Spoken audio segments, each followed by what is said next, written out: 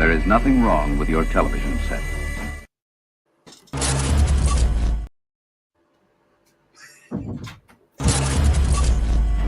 There is nothing wrong with your television set. Do not attempt to adjust the picture. We are controlling transmission.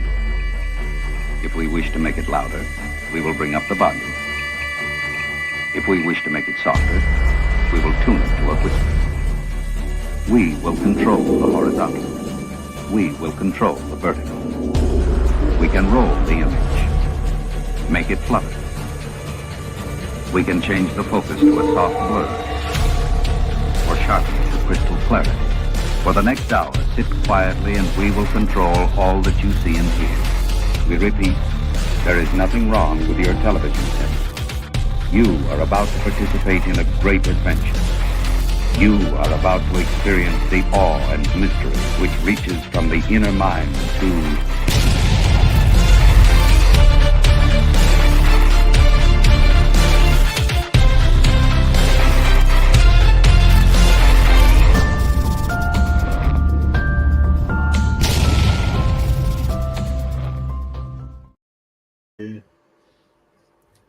You crack me up, John. I don't know if it's that surprise look one of the anime, or is it Jarvis being Don Jarvis in the side? I can't wait make up my mind which is the my favourite bit. But there you go.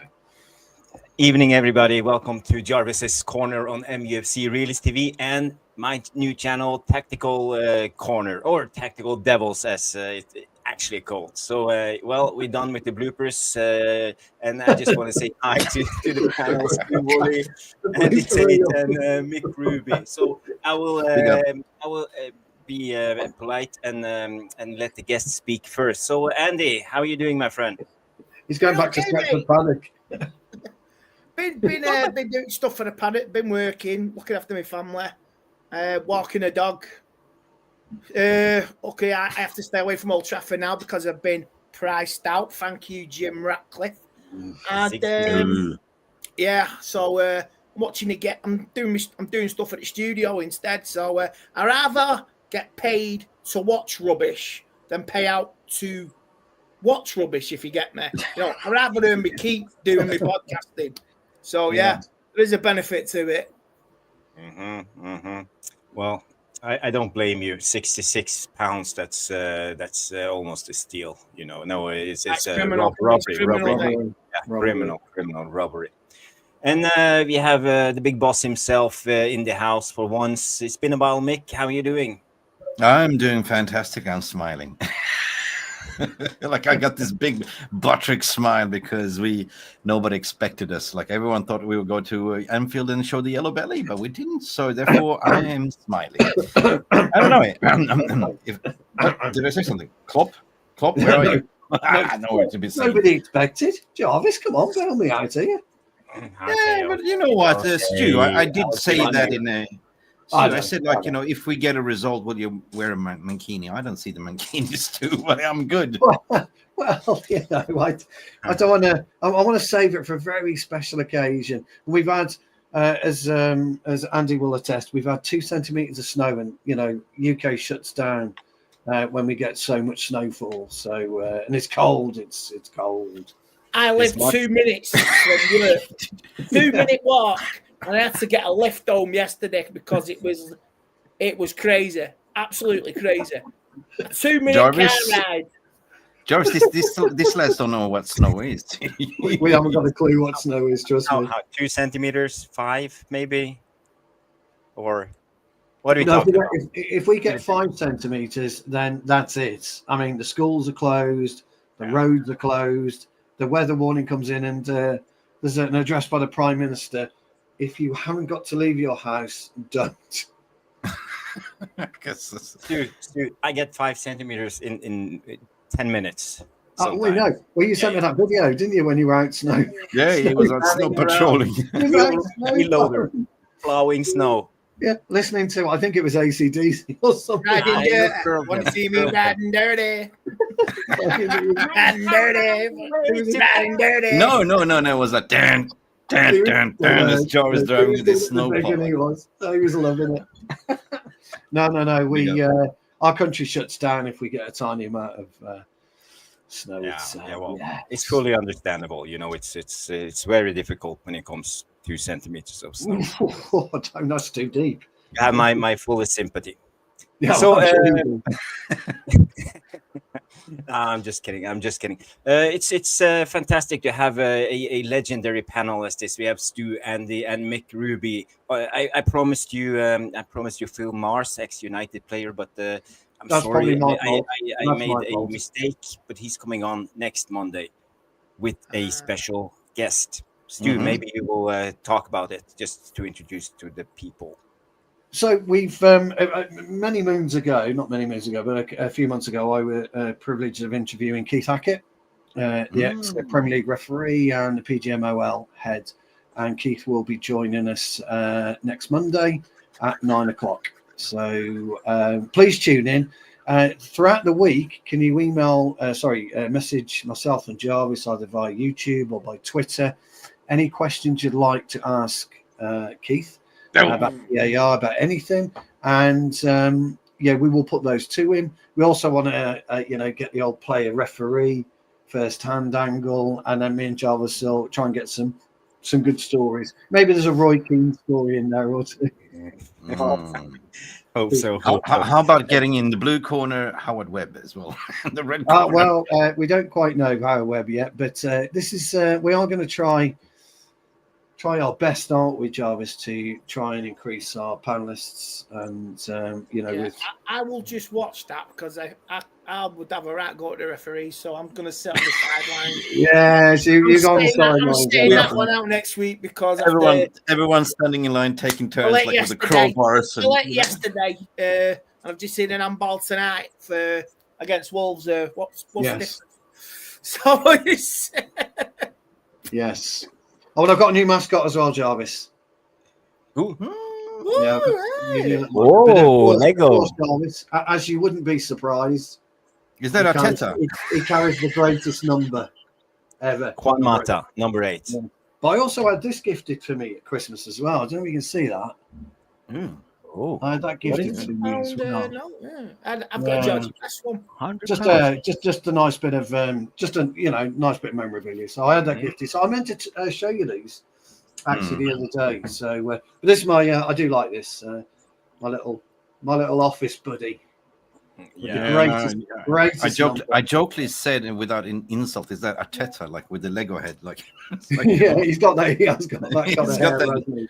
Yes, Arteta looks like Agent Blackout, Captain Scarlet. So if you see it, you'll see the difference. I tell you, you might have to explain that one, Andy. You might have to explain that one. Captain, if you any of you are above the age of 40 and you're in the 80s, you watch like Thunderbirds, Stingray, and all that, Captain Scarlet and the Mysterons, you will look at Agent Black, who is the bad guy. Yes. And look at Arteta and see what you see. Ooh. But when I actually see, I have this weird association, Andy. Whenever I see Mr. Good Evening, I see Count Dracula, like, good evening. No, he looks like Dracula. Yeah, you do. By the way, guys, we got tons watching already. Tons of people, yeah. Yeah, tons of people watching. Tons of people in the chat. Big hello to Rushmano, the legend, is in. Jarvis, everybody's in the house. I can see that. Big Jamie Wayne's in. Neil Driscoll. Lovely Lola's in. Nice to meet you, lovely Lola.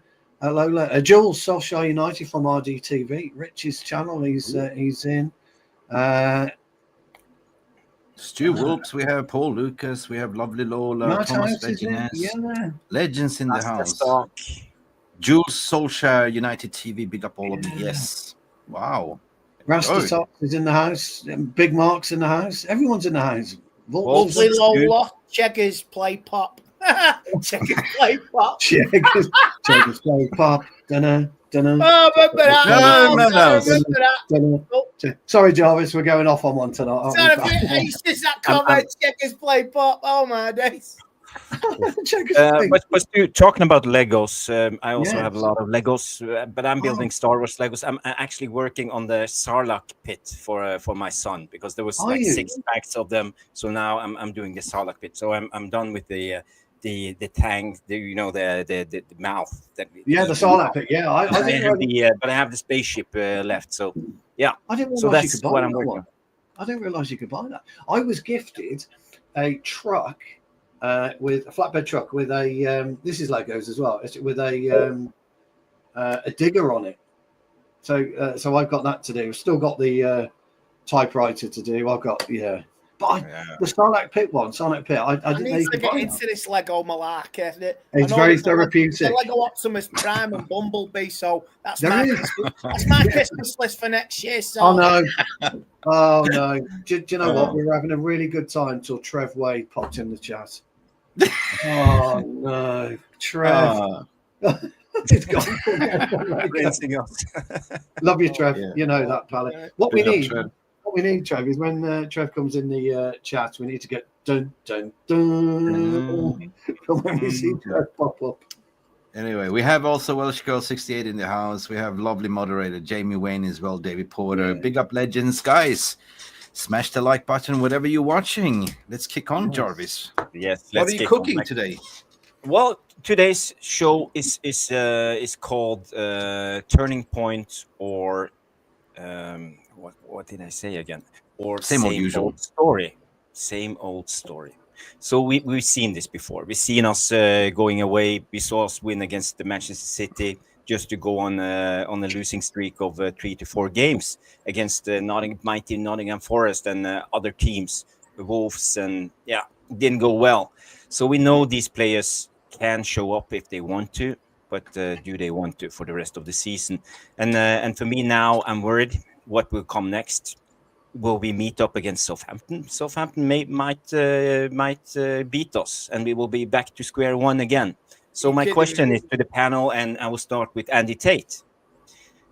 Do you think this player is a turning point, or is it just a flash?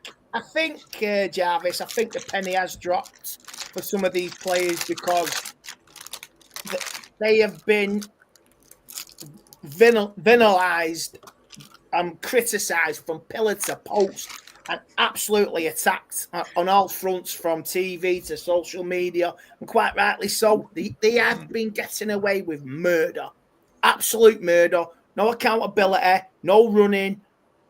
Whatever you're told, you flush it down the toilet and it's all over, and basically you let yourselves down, you let the fans down, and people pay good money to watch this team, and I think the penalty, you can't just do a Man City, then it's got to count for something now, and because we've got Arsenal Sunday, and if you don't play like this Sunday and for the rest of the season, we go out the FA Cup and get absolutely embarrassed.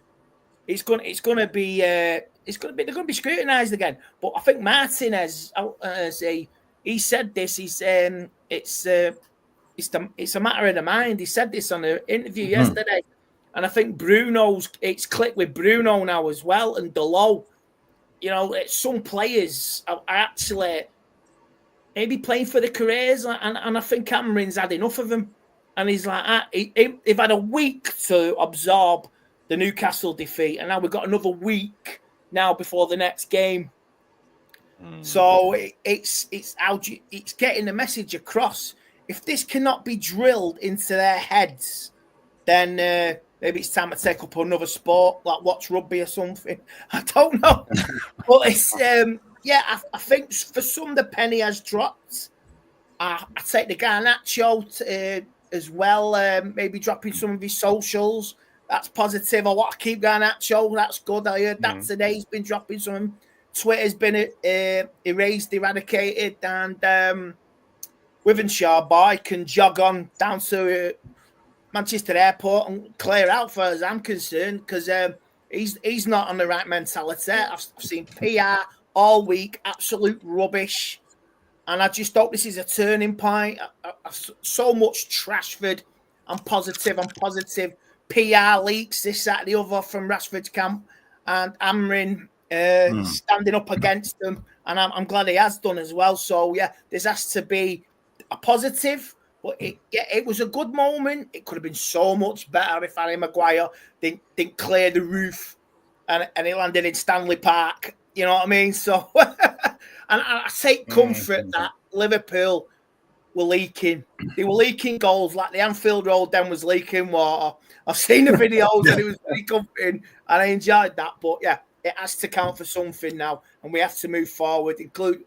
After the Arsenal game, guys, we've got 2 home games, and we have to get maximum points. We have to at least finish with it within a top 10 finish this season. We do, and you mentioned a vital thing when it comes to the game. But I've won it. At the end of the game, Harry Maguire. I think we were in the 96 minutes, and it was point blank, and he should have buried it. But I think the ball should have come on the ground. It was like wobbling a little bit, and I think it hit his shin. To be fair, Jarvis, we should have been 2-0 up at half time. I really don't know what Ahmed was doing. It was like a salmon going backwards up the river. His legs carried on and his head stopped. It was like a Peter Griffin moment.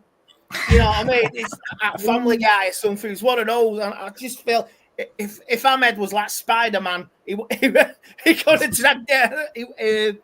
He would have scored it and would have been all right. So, we had a look at that. Poor finishing. We had a look at that goal. We had a look at that goal last night, Andy. Me and Jarvis, because Jarvis made a point, should it have gone across the ground to Amad? And I made a point. You're talking about the Amad header, talking about the Amad header. Yeah, you made that point, didn't you? Really good point. But I kind of countered a little bit that Robertson's quite quick across the ground and has a tendency to slide and cut passes out. We don't know, but we were wondering whether there was a bit of wind interference, or did. As you kind of point out, did Amad move too quickly? Interference. You sound like you what? No, because ideally what he should have done, and this is really strange. I know he should have actually gone slightly diagonal. I would have allowed him more time to set himself, and he'd have had a much easier header.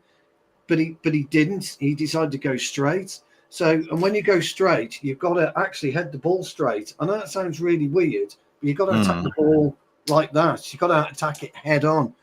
When you turn, but was it a bad cross, or was it a bad cross, or was it just? No, I think it was a lovely cross. The cross was okay. It was on the money, man. But Jarvis was talking about on the deck, weren't you, pal? Yeah, I did. Yeah, I should have put it on the ground, but it came a little bit too high for Ahmad. But Ahmad, he didn't. He run too fast in front of the goal. But guys, we can just have a look and just add it to the stage. But we will play it really slow and nice. So here you see the ball comes through to Højlund. Højlund runs down, and look at Ahmad. He makes his run, but I think he tries to beat. That touch was poor, yeah. No, that's the yeah. Okay. We're gonna find the right. If you're looking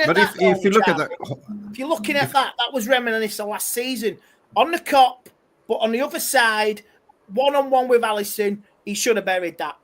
Yeah. No. If you go back.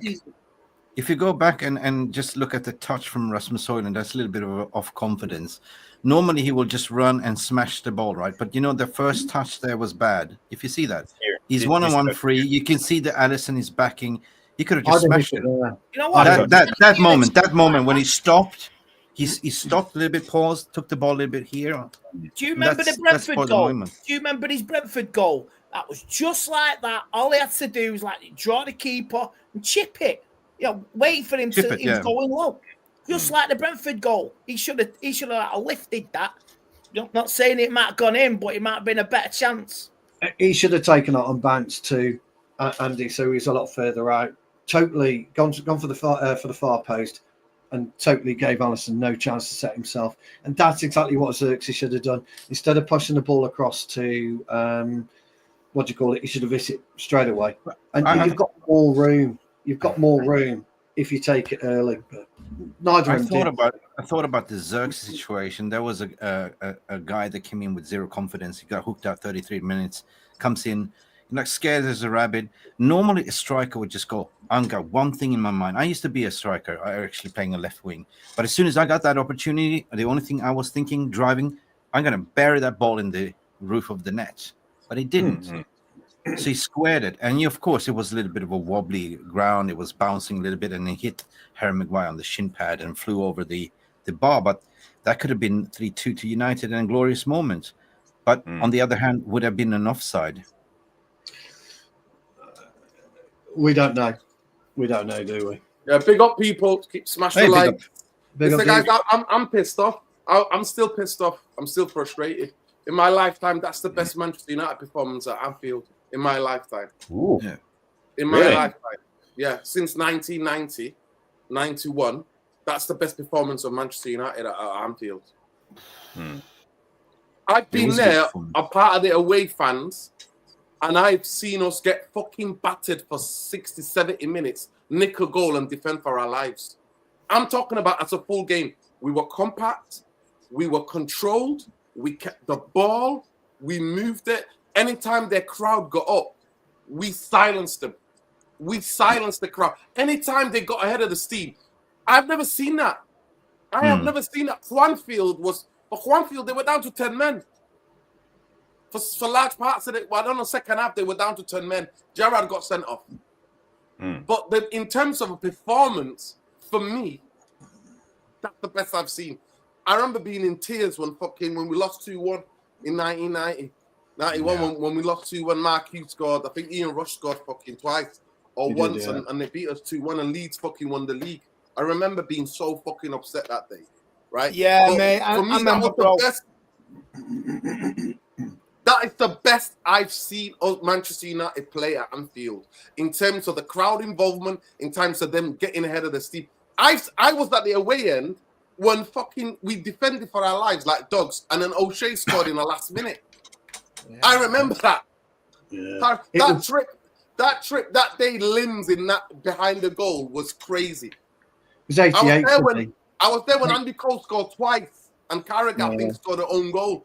Again, we didn't play that well. We just scored the goals, but we didn't play well. I thought yesterday we should at least be 1-0 up going into halftime. 1 fucking 0 up and going into halftime. Yeah, you're right. And I thought we controlled that game. Yes, they had a couple of chances, but they're going to have chances there at home. This is Liverpool going for a fucking league title, and we're fucking sat off 14. Of course they're going to make chances. But in terms of getting on the ball and personnel, that's the best I've seen Manchester United, especially when we dominate the midfield. We dominated that midfield. We used what they usually do against them. They're usually very good on the duels. They're very good on the transition. We took 100%. That part of the game, took that away from them. We played very sensible out the back. When it was time to play, we played it. When it was time to hoof it, we hoofed it. And then we actually bullied them in the transition. All their best bits we took away from what served them this season, and we used that to our advantage. Trent has been tremendous on that side playing balls. We took that away. But the only thing that for me was that we should have attacked more on the left-hand side. There's times if you have that fucking player that can switch the ball, when we were on our left-hand side, if you can switch that ball right to the right, Amad at times, to isolate him with fucking Robertson. That was the thing that was frustrating me. The one-on-ones. And yeah, Mazraoui was, to me, I don't think we played 5. I think if you watch the game again, Mazraoui's always in line. He tucked right in. He is in line. He's not that far away from the late. He's not that far away. It's almost kind of we played 4 for me from looking at it when we were off the ball. And I thought Amad and Bruno working backwards because we thought, in my head, I'm thinking, shit, we're going to get outrun 3 against 2. But actually, Amad tucking in more centrally and coming back a bit, and Bruno, it was a perfect away performance. We should have got the fucking 3 points. We should have.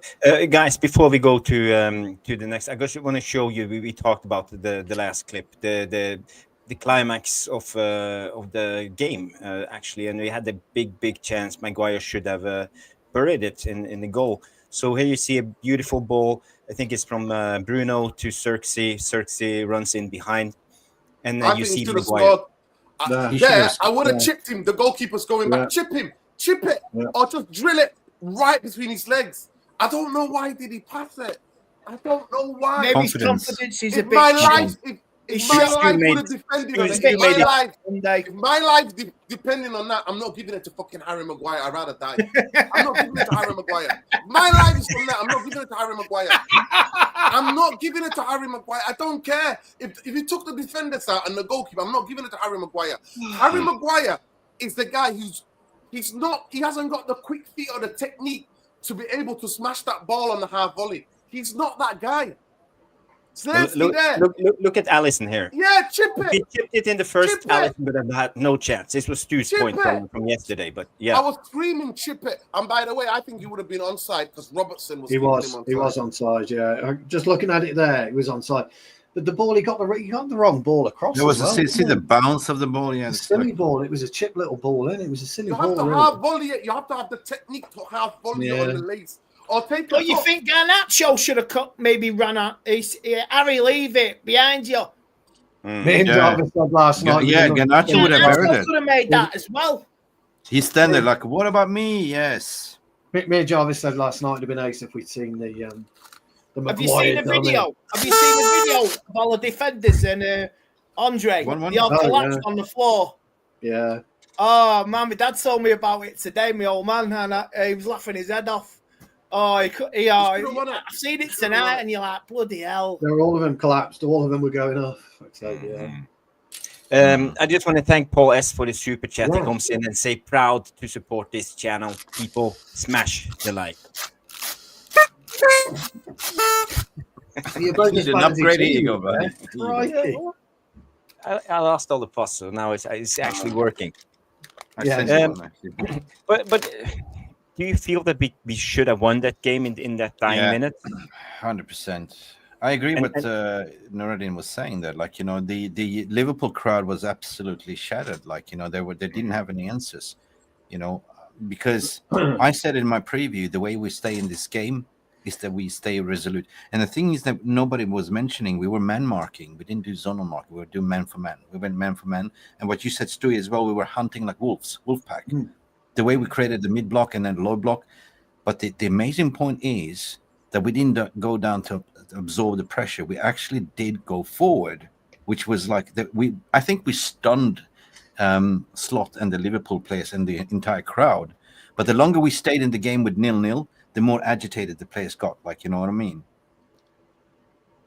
I agree. But did you guys see the players when Maguire had that miss at the end? The other players on the pitch, everybody fell down, and I think they sensed that they could win the game, and we smelled blood. We had our chance to win against Liverpool at Anfield. We haven't done so since.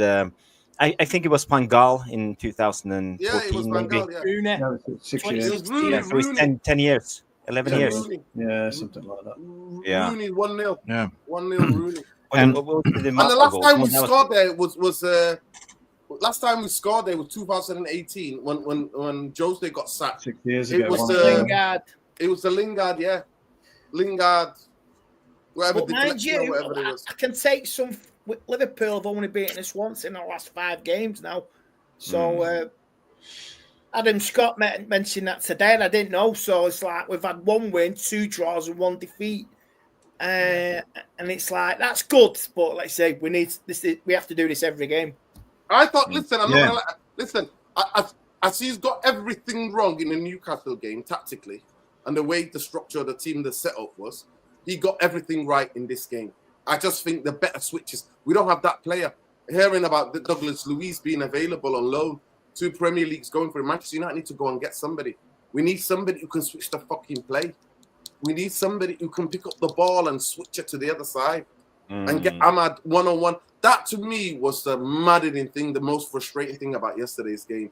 That there was loads of times we had the opportunity to get Amad one-on-one with Robertson, facing him up. But we didn't do it. Yeah. So I just want to show you this from yesterday's games. It's from the stands, but you get the gist, because here you see Maguire and Cersei coming for the chance. But look at these guys. Look at them. Now They're all when hoping. Yeah. Oh, it's going a little bit too slow, but Here it goes. Fuck off. No. 5 of them. Not the guy, because they all know he's not the guy. He's not the fucking guy. You won't trust. He's too much on his heels. And people were saying he had a fantastic performance. No, he played well, but because the team played well, the team were all physical. But people are gassing up too many players as well. I thought. Oh yeah. People would say if that was Rashford, he would have scored it. How do you know? I wouldn't know what Rashford. I mean, he's not even on the fucking football pitch anyway. The measurements. I can't think about that. I can't think about that. All I know is that in that position there, I'm not giving it to fucking Harry Maguire. Yeah. Confident and all confident. What a way to win the. He was there and Xerxes bottled it. He's only a young lad. I understand that, but he bottled it. The goalkeeper's run out and then he's running back, and he's not even balanced. He's not even set. And the same thing he did exactly the same thing with Rasmus Højlund in the other chance. And Rasmus, I'm like, you're on your perfect foot. It's a 3-step shot. Head, knee, feet. Drill it low and hard as a striker. Low and hard. Yeah. And instead of all the places he could have hit that ball, he could have chipped it as well. Højlund could have chipped it as well. But instead, he finds his fucking chest, and I'm like, what are you doing? Yeah, he found Harry Maguire's ball. He found it in the Mersey, you know what I mean? near the Beatles museum. That's where they found the ball because it was still travelling. Yeah, it was a terrible finish. But you know what? A good measurement stick is when you tune in to watch ESPN, the Craig Burley and them. They're the biggest Liverpool fan channel you can ever find. But if you ever listen to what they said yesterday, they were praising lyrics about United. I was like, what the fuck? You know what I mean? Because Stevie Nicol wasn't he? Yeah. I was kind of, what are you smoking, Stevie? What's going on there? But he's right though. But we had a good game. Yeah, the point that he was making, Mick, was that he knew.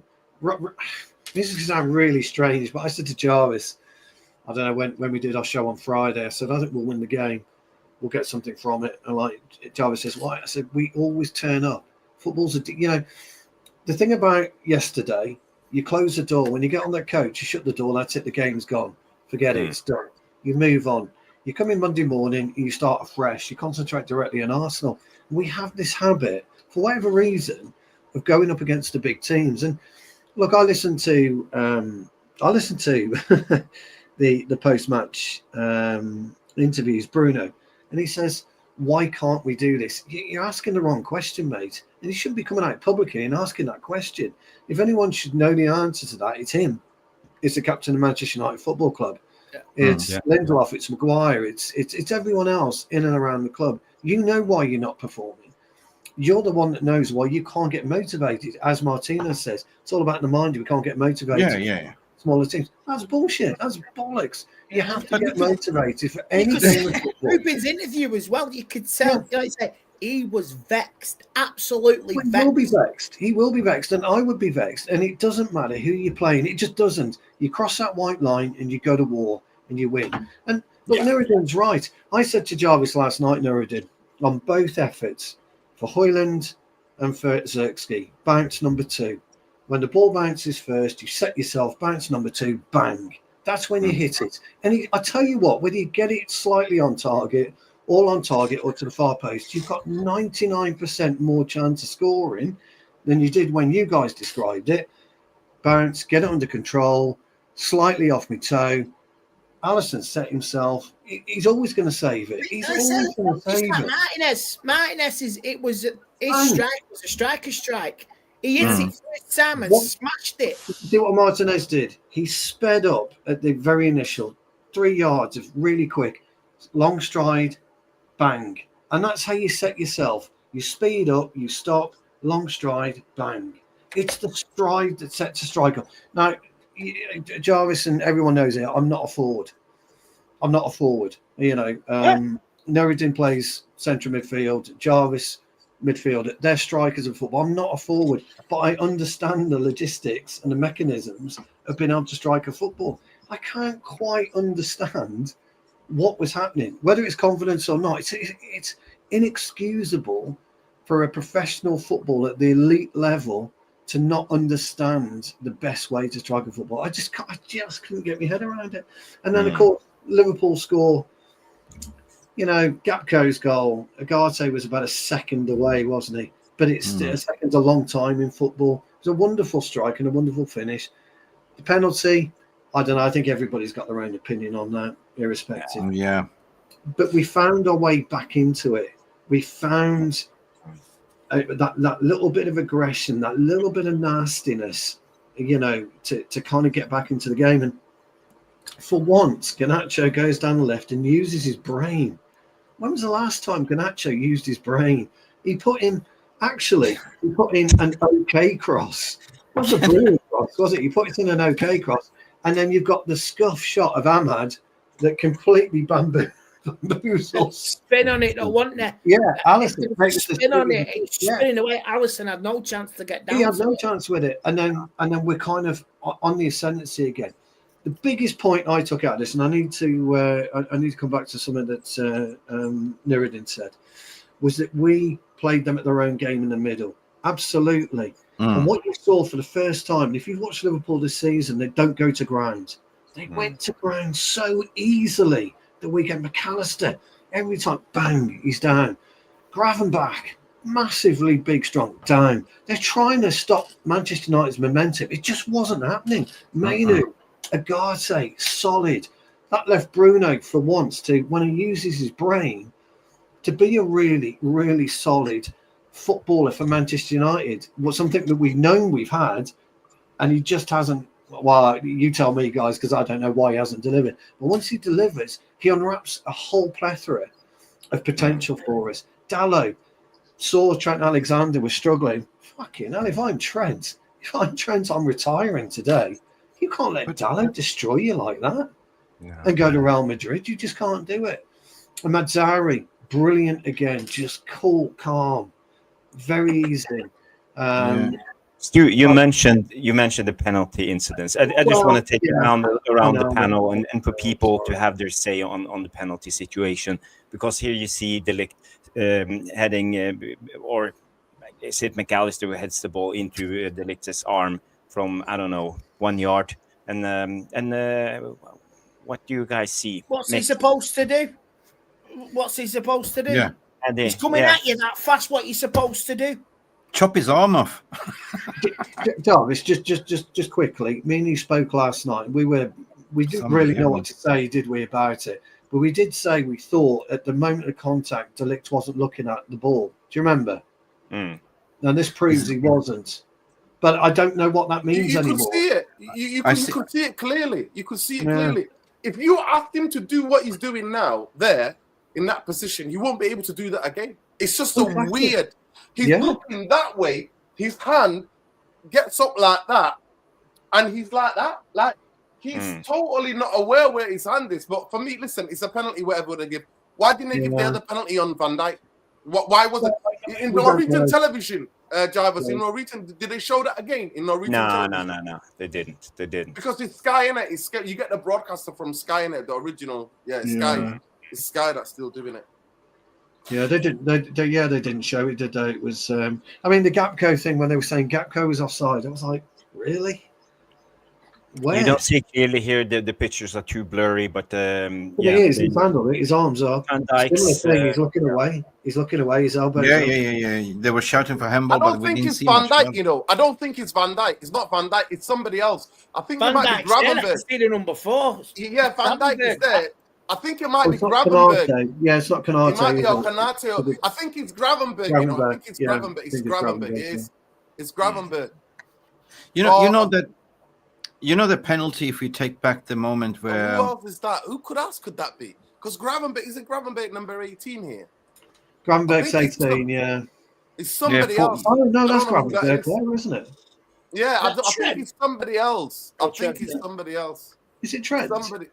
It might be Trent. It might be Trent. It might be Trent. Yeah, it might be Trent. Yeah. Number 4 is Virgil van Dijk. You can see number 4. And Gravenberch's number 18, if I'm not mistaken.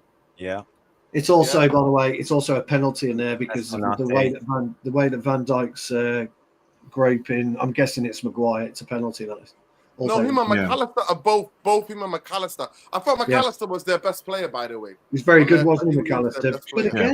But again, Kobe Mainoo chopped him up. He chopped at Gravenbach. Ugarte swept up brilliantly.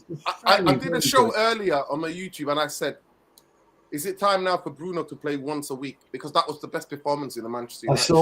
I saw that question. I saw very good point. I'm telling you, that game for me is the best I've seen him in a big game for Manchester United. He actually, in the first half, he wasn't that great. He wasted a lot of the opportunities that we had in that first half. Sometimes we had 4 against 4, 3 against 3 at the back. When we did a high turnover on the top, the pass wasn't coming off. But when he dropped to the number 8, I have never seen Bruno keep the ball, and I have never seen Bruno win as many duels. Usually Bruno gets beaten up in the duels. Out of 13 duels, Bruno won 11. That is unheard of. That is unheard of. We spoke about that not the duels, Nuruddin, but we spoke about Bruno's inconsistency in the first half on a couple of occasions with Jarvis to run around the back rather than into the box, that type of thing. We made a couple of points on that last night, but we didn't deduce or suggest he only needs to play 1 game a week, and I think I'm in agreement with you on that. For me, I see it clearly. 1 game a week. He's got 7 days off, Nuruddin, and he's I play him against Arsenal, maybe rest him against Southampton, playing for Brighton. You definitely got to play him against Glasgow Rangers. So, yes, you've got it. Definitely. Do you rest him against Fulham? Yeah, maybe. Okay, interesting. I just want to add on Bruno, because he actually not only his tackles, but he actually dribbles for once. He had a 75% dribble accuracy succession, and he made 4 to 5 dribbles, I believe. And Bruno is seldomly do dribbles, and that tells me that he kept hold of the ball. He didn't hoof it away under pressure. So that's another aspect of Bruno that I haven't seen before. So I think he had a great game today, yesterday. Yeah. You were saying, coming back to that penalty with the Ligt, right? I would deem that as an accidental in a way, because if you look at the ball, how fast it was traveling, what it was supposed to do, it happened so fast. And the fact that Oliver just waved it away, it wasn't clear everywhere. He just let the game go. But the minute they start, his buddies in the VR room say, Michael, you should have a look at this. Have a look at this. He basically waved it away. He didn't give the penalty because he saw it as accidental. And this is what I am getting pissed off with. Oh, and the way he gives the pen, he's in the room and he gives the pen, recommends it with Cootie, could you go and check the monitor, please? It's a penalty for West Ham. Hey, Cootie, yeah. I've got a bet later as well. Andy, you know what I mean? Andy, my question to you is this, and I asked Jarvis this last night, and anyone else who wants to come in. He was looking right at it. He was standing right at it, looking at it. So what changed his mind, apart from pressure from the VAR? What did he see differently to not on the pitch in real time? Because he knew he made a mistake. Because he knew he had. Because they're getting scrutinised week in, week out, innit? They're all. It's like every day you got to impress Howard Webb. He knew he made the mistake, and that's why, like I say, ref's decision is final. It should be. That's my next question. My follow-up question was going to be, if he goes over and he's like, oh shit, I've made a mistake, so I'm going to have to go out to 70,000 people and tell everybody I've made a fucking error. What are you doing on that fucking pitch then? Fuck off. You shouldn't be on there, because you're looking at it. He was right in the centre. We couldn't quite see it on the image that we had last night, could we, Jarvis? But he was But he was there though, wasn't he? He was in line. He was straight in front of him. I don't understand. For me, if I'm there, I say, well, look, I've made my decision. That should be it. You see the Arsenal game on Saturday. Arsenal Saturday. They make the rules as they go along. I've never seen a headbutt pelter. I've never seen a penalty give for head-to-head contact. That's a new one for me. Yeah, and then you watch Yeah, Kulusevski's. Stone Cold He Steve almost broke. Austin like that, doink open. You know what I mean? So And what about Darwin Núñez? The contact he did deliberately. Terrible. That was terrible. Deliberately. That was it. Yeah, let's have a look. I found it on this right now. What you Look see at that. here. Deliberately. That's the red card. Stone cold. Abysmal. He doesn't even look at the ball. He goes straight at him with an elbow. well, it's a PGMOL, isn't it? This is why. Oh, got to let Liverpool now after the scandal with Klopp and QT. This is why they seen that and they look the other way in the control room. And you can ask your mate next week. Ask him why did they look at that? You ask your mate next week. They look the other way. Hot potato. This is what they do week in, week out. Every weekend there is a decision when they're like, you know what? Let's just do that. That's what they do. The interesting thing about that, guys, if De Ligt expects it, he turns in on him with his shoulder. If he's expecting the elbow, or he turns in on him. But it was too late. He wasn't, Núñez looked at him, saw where De Ligt was going to be, turned around, but it was a horrendous challenge. If that connected with his face, his jaw, nose, face, cheekbone, anything. It's terrible. I actually have a solution for this to stop, if you're interested to hear. So for me, what we discussed there, he walked away, he was standing in the middle of it, saw it, waved it away, and basically got influenced by his mates, in the VR room. Yeah, true.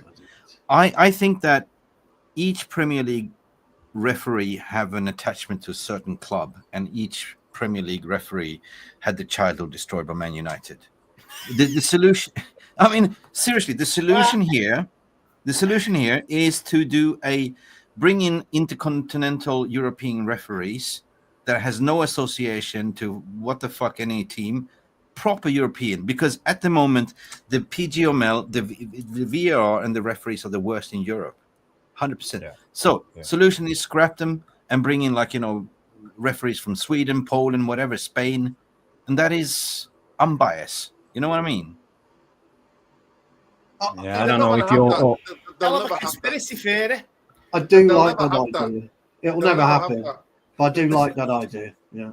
To me, it's mad, isn't it? Because you think you got the best players. Why can't you have the best officials? Football is still the same rules or whatever. But it is what it is. For me, I think for a lot of years, a lot of people used to go because Fergie had the cease mentality and that intimidated certain referees. Varga penalty and Oliver, yeah. True. And people still think that. So soon after Fergie left, we were always going to get it. But it's been a fucking decade now, and it's now taking the piss. They're taking the piss. It's more than a decade now. We give you a decade. It's more than a decade. They're taking the piss. To me, you brought up under Fergie. Never leave it to the referee. Never leave it to the referee. Always was. The United ways. Never leave it to a referee, because we're never gonna get it. Sometimes we know that we were hated. We still are one of the most hated football clubs in the world. You're right, though, Nuruddin. Football, you should never leave in the arms of the referee. The only arms you should leave it in is yourselves. So when you're out on that pitch, that's up to you. If you win that game, that's down to you. If you lose that game, that's down to you, period. That's it. Don't let the referee intervene. But Stu, we can ask Keith Hackett on next Monday. He will come on as a guest. And this was on Football Insider today. Keith Hackett said that Michael Oliver was right to dismiss the Liverpool forward Núñez, despite his reckless challenge, because it wasn't he failed to meet the criteria for violent conduct. So the ultimate decision of the yellow card was the right decision, according to Keith Hackett. Well, that's the interesting question then, because we could do with knowing what are the parameters of violent conduct. I'd love to know that. But it would be interesting to actually learn from a referee how and what actually went on and why they dismissed the red card. Yeah. I don't agree with that statement, because if we watch the video, Darwin Núñez doesn't even go on the ball. He looks at the list straight away and does this deliberately. And that's a violent conduct, in my opinion. I mean, Harry Maguire's got away with it for years, hasn't he? Harry Maguire does something similar. Sorry, not Maguire, Kane. Well, I was saying Maguire, sorry. Harry Kane does something different, similar, doesn't he, to that on a regular basis. He seems to get away with it, so I don't know. And even that slide tackle, beautiful slide tackle from Harry Maguire, he got clean on the ball. What the fuck? I know. Anyway, I'm more interested in the reaction of it was a after good the game.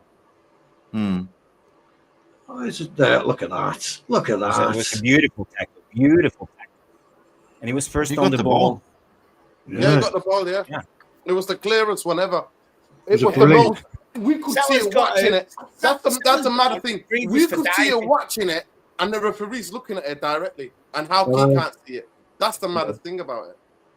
And that was a dangerous spot for them to try to score a goal, but it is what it is. Listen, that dickhead is owned by Man City. If you know, innit? He's owned by Man City. I don't know if any of you guys have followed the story, but Man City took him, and a couple of Lions people took him to Dubai, gave him something like, I don't know, 20 grand for some games. Yeah. And then ever since he's come back, every decision when it's City playing against anybody, he gives the decision to City. The Arsenal fans proved it. They actually showed the evidence, the videos, and they saw the decisions. Any 50-50 always goes with Man City. He's a Newcastle fan, isn't he? He's a Newcastle supporter. And, obviously. I mean, Stu will tell you, and Andy will tell you, for a long, long time, Newcastle have always got this hateful towards Manchester United. Oh, God, yeah. Yeah, they've always had this hatred towards Manchester United. It's a historic thing.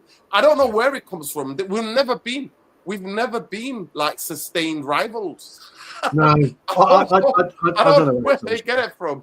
But Newcastle fans have always tried to give it. So yeah, always hated us. So the best tackle, by the way, I've ever seen. I've got to tell you this quickly. The best tackle I've ever seen at Anfield was '88 when I scalped it.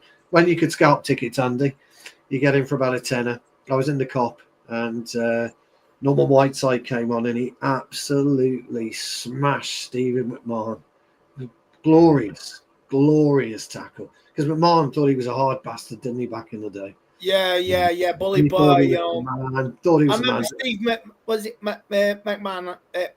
Arsenal? McMahon, yeah. Arsenal 89, going like that to the telly. 1 minute. Yes. And Michael Thomas about a minute later. I remember seeing a tackle, actually. Was it Vinnie Jones and the crazy guy? Vinnie Jones smashing McMahon. McMahon smashing McMahon at Wembley. I think it might have been that cup final, when they beat them. Was it 1989-90? When they beat them in that final. I remember seeing that. I remember seeing something back, and he's talking about the hard men of football. And the tackle, but I tell you what tackle I like, Euro. Bloody hell, what a tackle! Oh yes. What a tackle! But Roy Keane also smashed Holland Senior, didn't he? Destroyed his knee. Yeah, because of what he did to him. You picked that out last night, didn't you, Jarvis? That Euro tackle. It was a brilliant challenge. It was a brilliant. And not only the tackle, the way he tracked back, because we had the corner and Liverpool were counter-attacking it was a transition. Euro was covering the goalkeeper of Liverpool, and he tracked back, and he was the first man. But quick.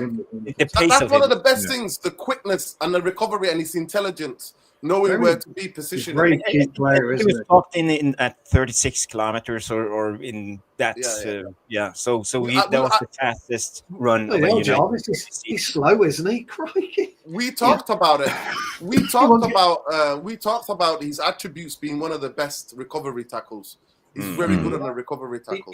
He won't get in Tipton time, team, if he's only 33 kilometres. Jarvis, come on, he's got to be quicker than that.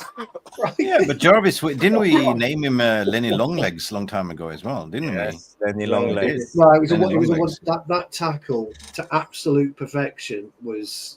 Yeah, it was. And you can tell the way Nunes got up, and everybody, all Liverpool fans, because even the fans didn't roar, the players didn't roar, because it was a perfect time. That was an amazing tackle. It was an amazing tackle. It's you don't. That's a lost art. It really is a lost art. But what was the most unusual thing? We put in some belting tackles. Delict, Maguire, Yoro, put in some real. Put some Ugarte, give it up.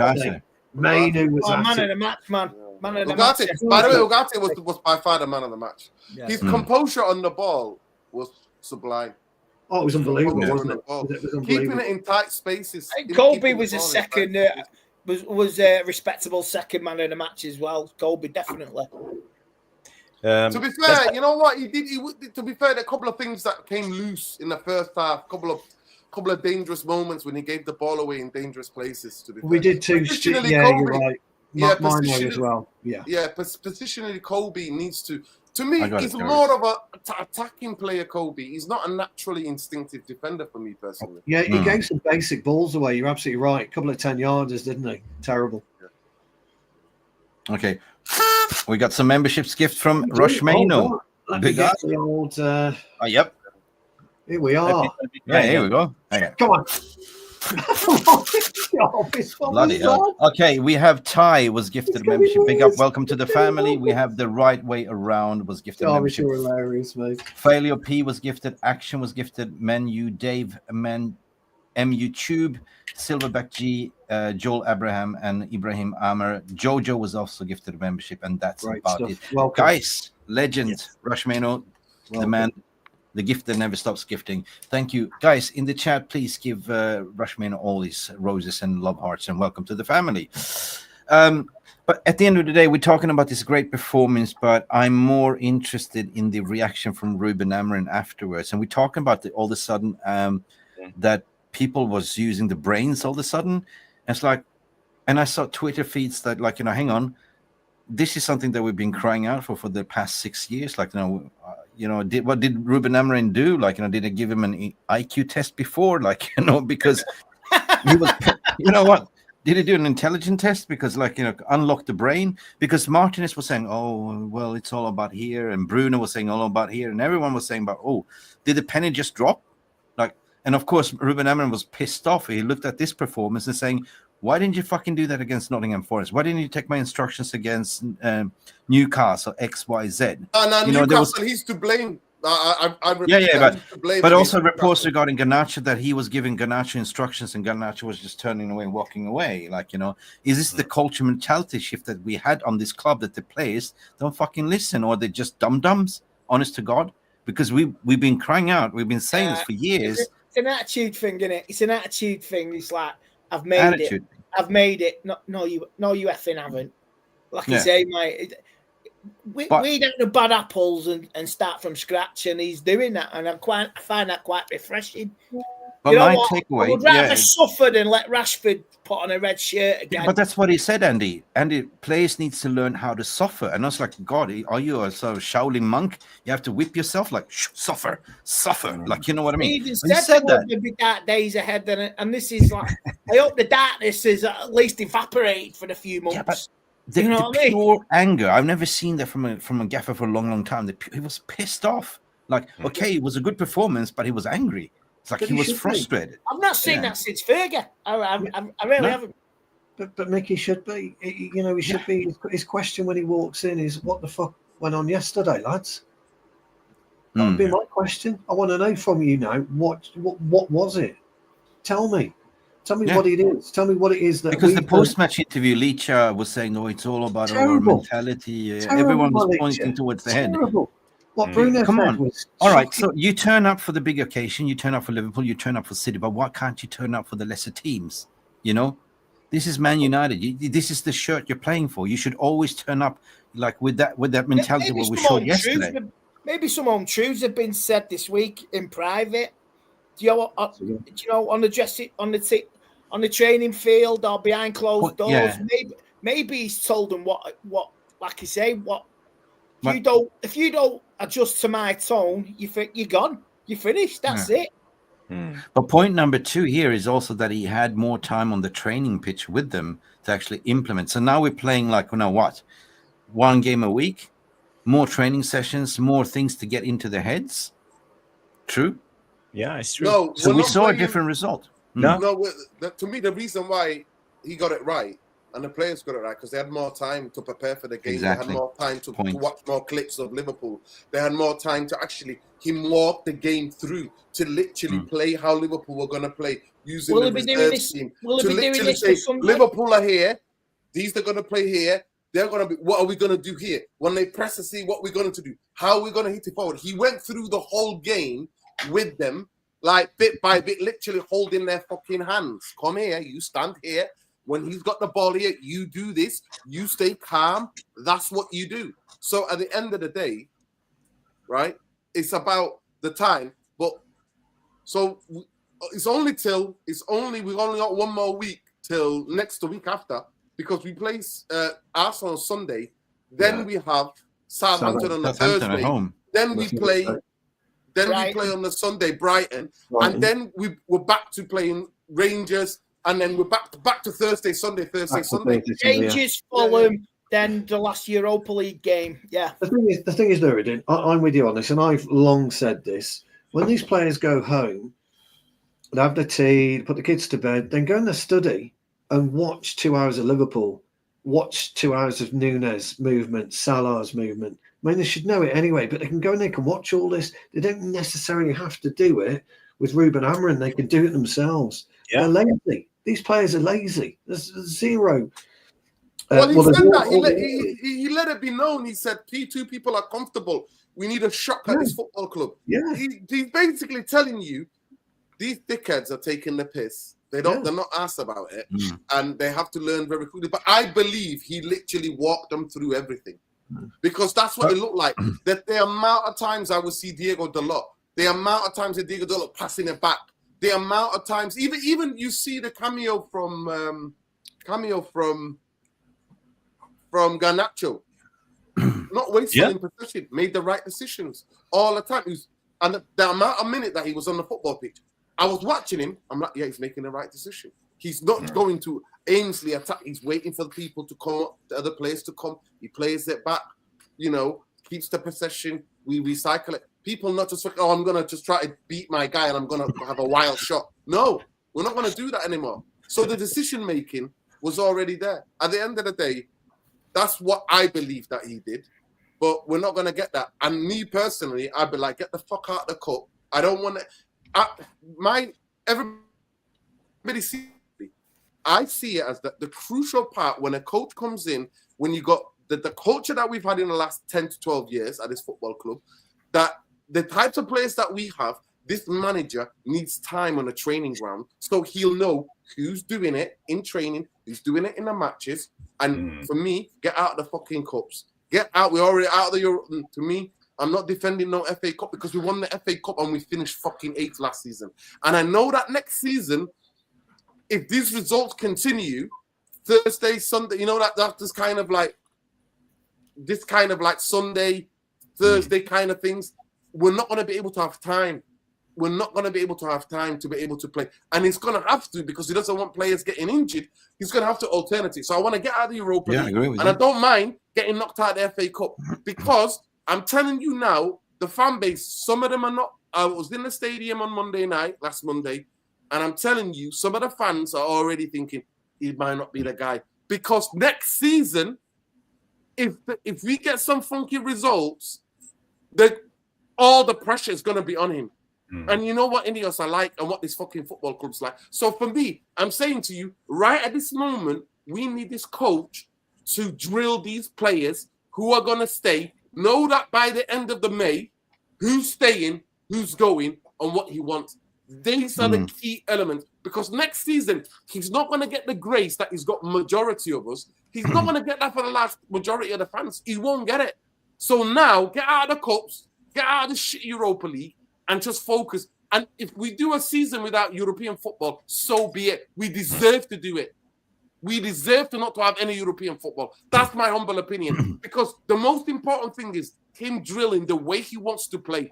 In 12 years, other than Van Gaal, we've not had a style of play other than counter-attacking fucking football. Can I add something to you, Dino? Can I add something? You know what I would like to see more, further on, adding on to what you say.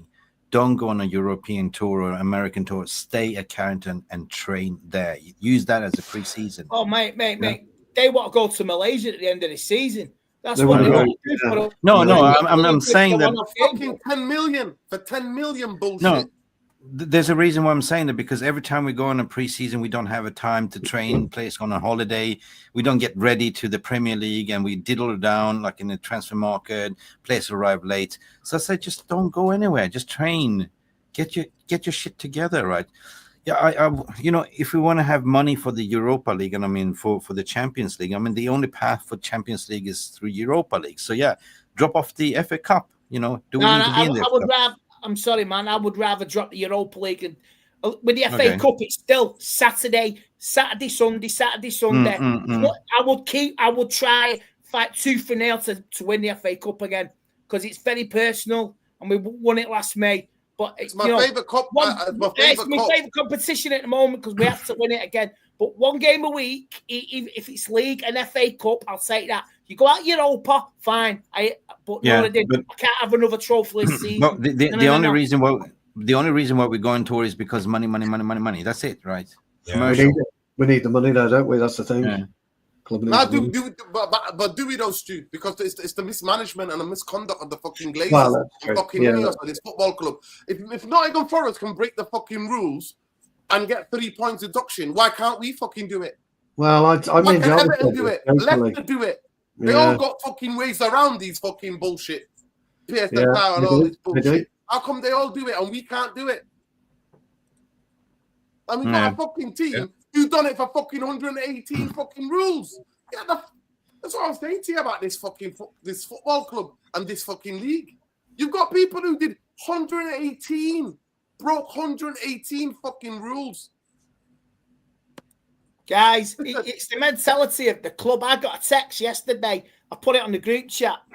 Team thought today, the next few games at Old Trafford, they need your support more than ever. I said that. Tickets are available on sale. £66 a ticket. Who's going to fill a stadium when they can't afford it? It's the blatant disregard that the running of the club upstairs, and we have to suffer for it. And there it is on my phone. So. Please come and please, Andy. Please pay £120 for 2 home games. Nah, mate, you're all right. I'd rather get paid for watching it in the studio instead. The problem is, Andy, me and my son, we couldn't go to the Newcastle game, so I put my ticket up for resale. An hour later, it had been sold. An hour later, and that was Saturday lunchtime. We just couldn't make the game.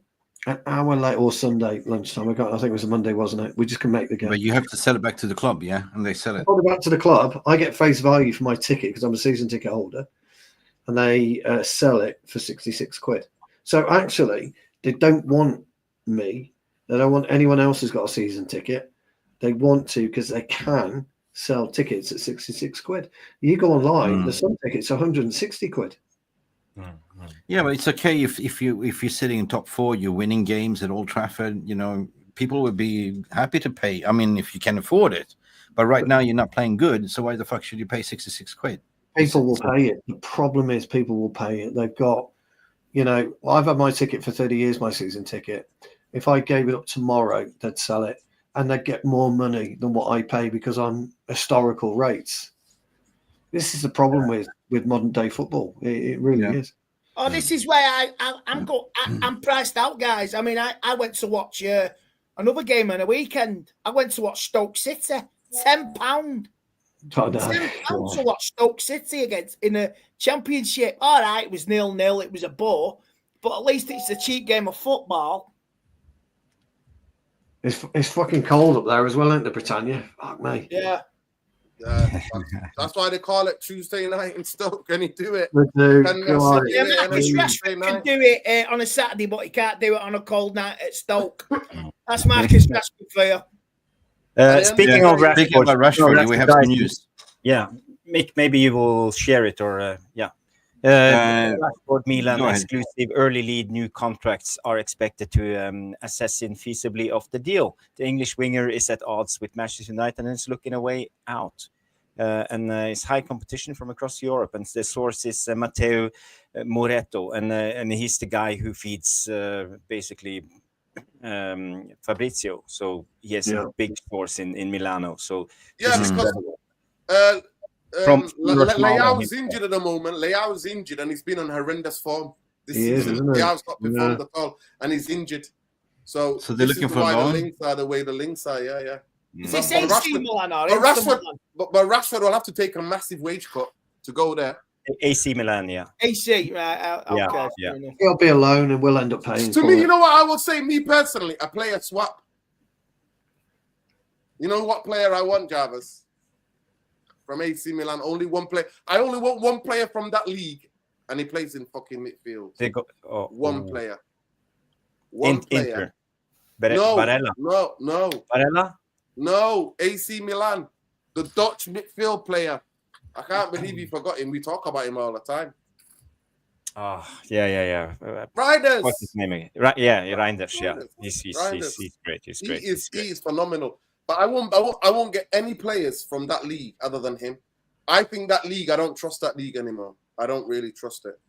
I really don't trust that league. I think where I see Scott McTominay nutmegging people, dribbling people, I don't trust it. I don't fucking trust it. Yeah, he's living it. He's living a dream. Fair play to Scotty boy.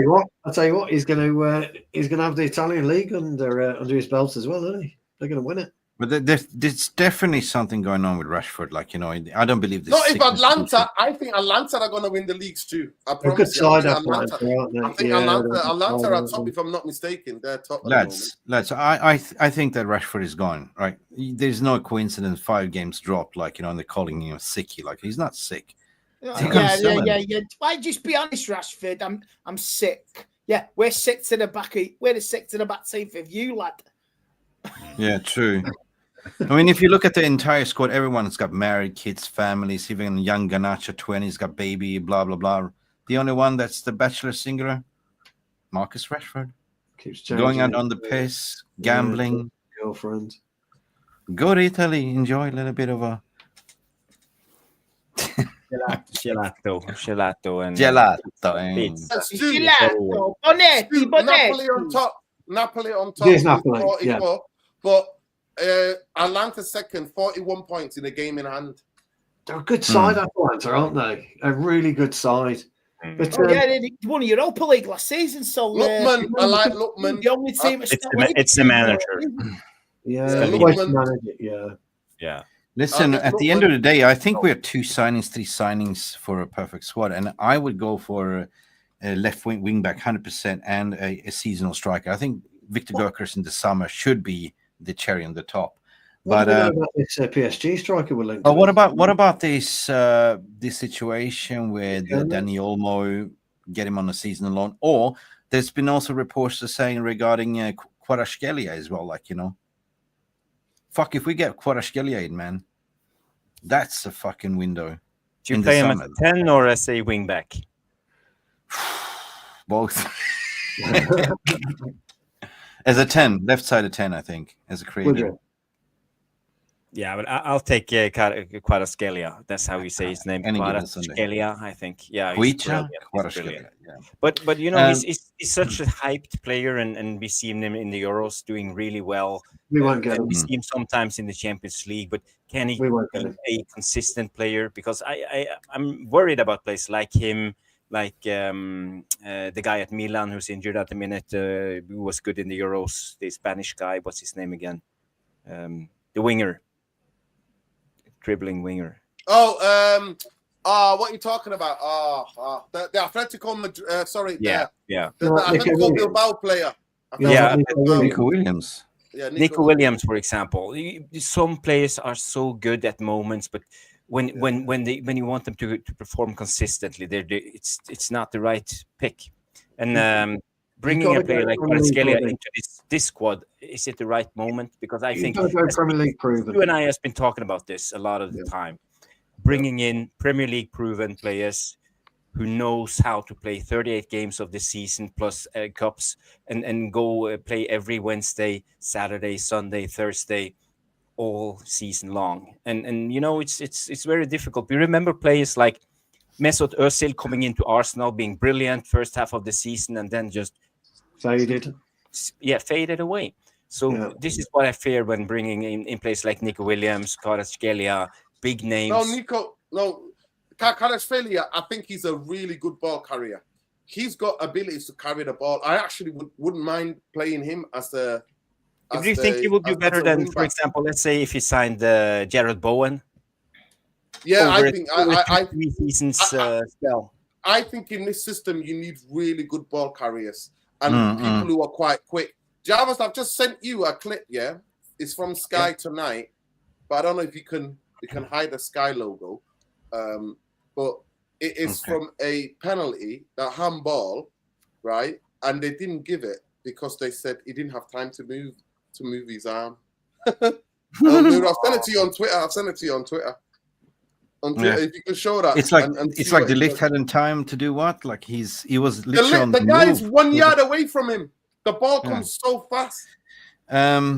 Yeah. We got some news here from Jarvis from Rushmano as well, from Fabrizio Romano. If we're talking about the left wing back situation, we know that we don't have money in certain ways, and we've been linked to Nuno Mendes. But there's Manchester United keep looking at the left wing back situations. They are also added a Danish international, Dorgu. He's a fucking good left wing back. Do you know Dorgu? Yeah. But also Milos Kerkez, Nuno Mendes, high on the list. Listen, there is something regarding Bournemouth as well. They're bringing in a new cheap left back as well from the continental South America, doing his medical. So does that mean that Milos Kerkez is on his way out? For me, he's out of contract, isn't he, Kerkez, in the summer? Is that right? Me personally, I want a attacking left winger to play left wing back. I want a winger who can beat players, who can carry the ball. I don't want a left back playing left wing back. I do not.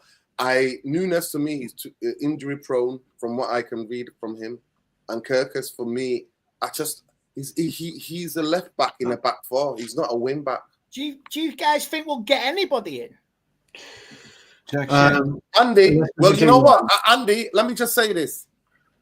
They interviewed Amorim in the summer. They said that, our squad that we've got currently under Ten Hag does not fit the types of football that he wants to play. They get him in, quarter of the season gone, and then now they're not going to fucking back their guy. Nah. We're fucked. Manchester United have to break the rule to go and get money from somewhere. That Jim bastard needs to find fucking money from fucking somewhere and needs to spend money. But Nuruddin, I mean, he asked if he could stay for the rest of the season to see it out and said it's now or never. So they must have offered him something to say you will get money to spend in January. You know what I mean? Yeah, he must have had some conditions as well. Some conditions, yeah. So we've been linked with this PSG striker, haven't we? But I don't know too much about him. Koulibaly. Yeah, he's good at hold-up play. He's not prolific, is he? He's good at the duels. He's strong. He's quick, but he's not prolific. No, he is like. But he's a stop. But that's that's a stopgap until we get the prolific. Yeah, it's only a 6 month. It's supposed to be a 6 month loan, isn't it? That's all it is. Can I ask guys a question? I've got to go on. I'm going away for work tomorrow. I need to go and pack my suitcase. But I'll say to you, simple, guys. Would you guys take on loan Douglas Luiz? I will bite the hands off to get Douglas Luiz. Yeah.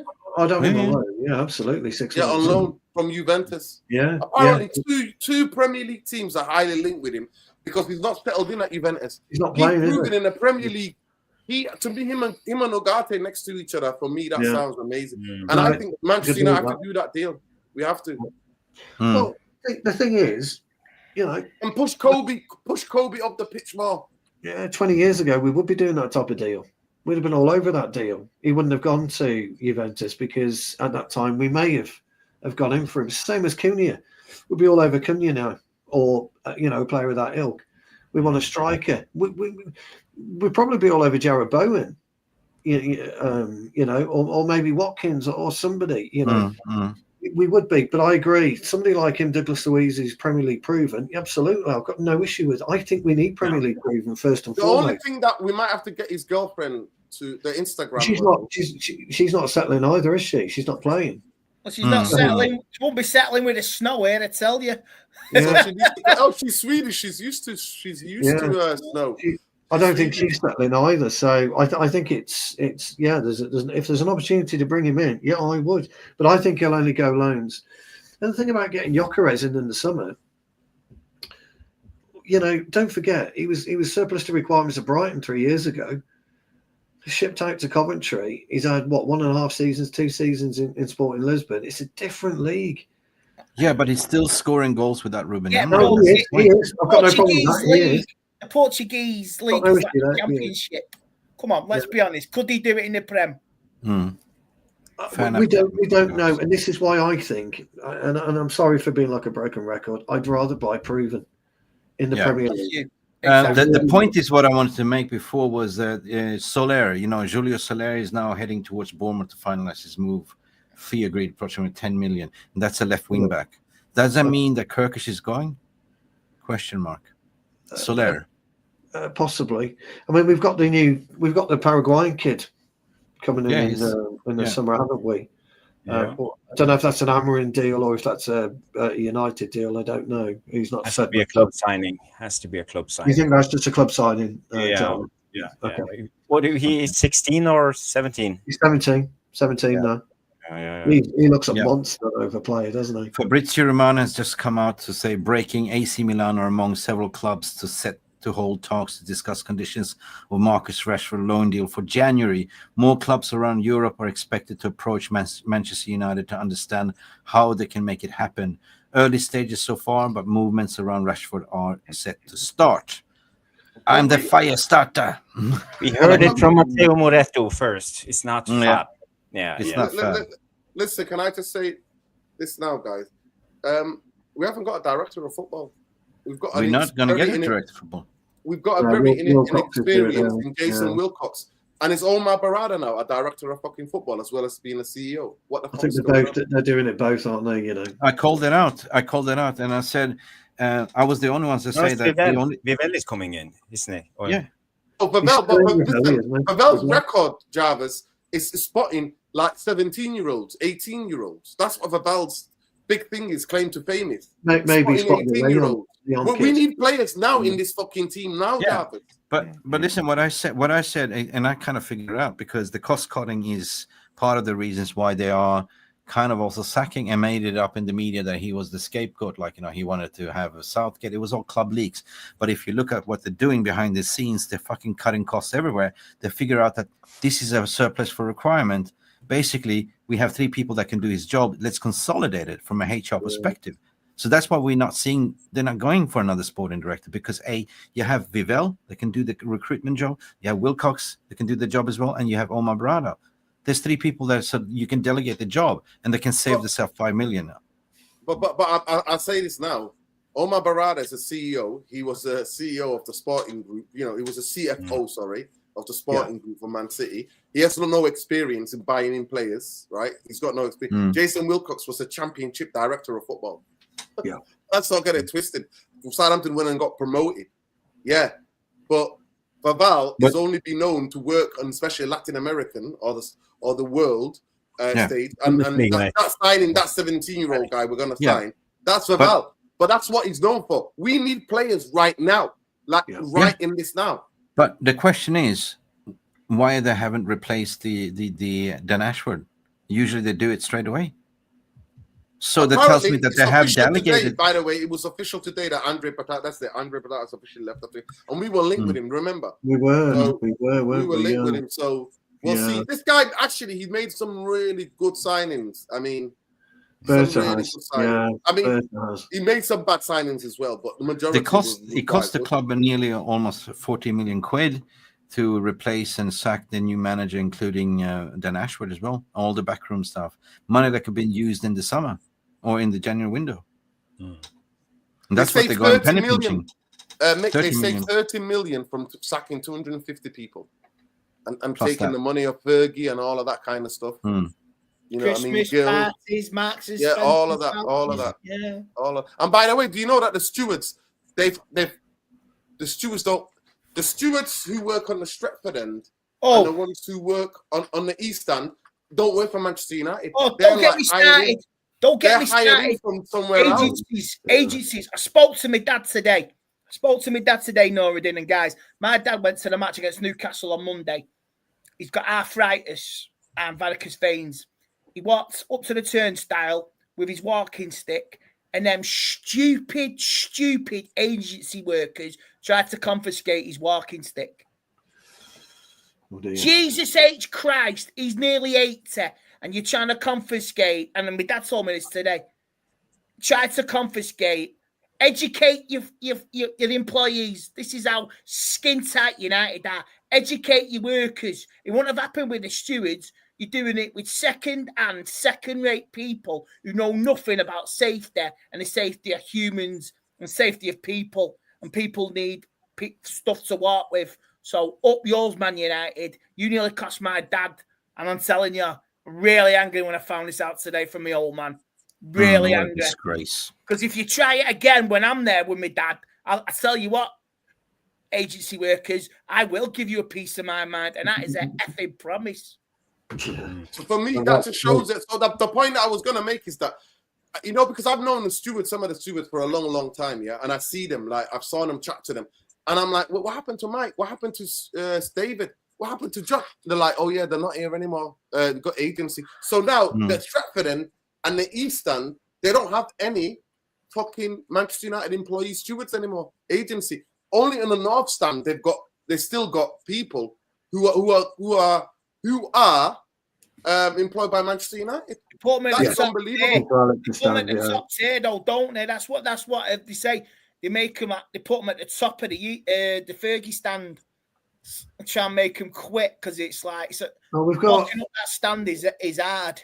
Where we are, we're midway in the Fergie stand. They're stewards, club stewards. But I know the East Stand isn't, and I know a lot of South aren't as well. Yeah, it's crazy. I can tell you now, the TRA, they've got no club stewards there either. Not the TRA side. Yeah. No chance. It's crazy. It's absolutely it's crazy, isn't it? What they've done, what he's doing to the fucking football club. Yeah, you're a billionaire. You're supposed to be. And then I was reading something. I don't know if it's fake, but saying that the reason why he bought Manchester United because there might be some gas on the Carrington. Yes. PDL 194. And then I saw another article in 2018 where he wanted his neighbors in one of the houses that he's got in the UK. He wanted the neighbors' Wi-Fi. No, you're absolutely right. I've done a lot of extensive research on that. I've done extensive research on that. I've seen videos of that. Can I have you change your password and the neighbour knocks on? I can't get through. I can't use your Wi-Fi. There's massive gas pockets in Hume and the Greater Manchester area as well. And this is something called. There's a contract called PDL 195. You can just 197, I think it is. You can Google it. And basically, Glazers owns the land back asset. And coincidence, Ines is a fracking company, yeah? They are big fracking company. It's gas for a minute. It's gas. But guys, listen. Love and light. Big up to everybody. Please smash a like on the video. Subscribe. Stu, Andy, Mick. Lovely to see you, Jarvis. Lovely to see you too, man. Peace, love and light. See you, Nora. See you later. Bye. Ta-da, pal. Ta-da. Well, now it's 4, so I think that's a perfect transition to go to the Q&A because we're 1 hour and 30 minutes into the show. So, so let me just play the jingle. Play the jingle, Jarvis. Play the jingle. Answer the question. I'll answer the question. You want answers? I think I'm entitled. You want answers? I want the truth. You can't handle the truth.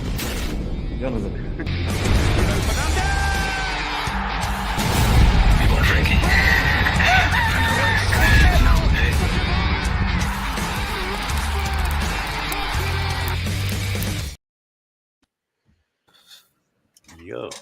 Yo. Guys, get your questions in. Get your questions in. Andy, you want the truth? Can you handle the truth?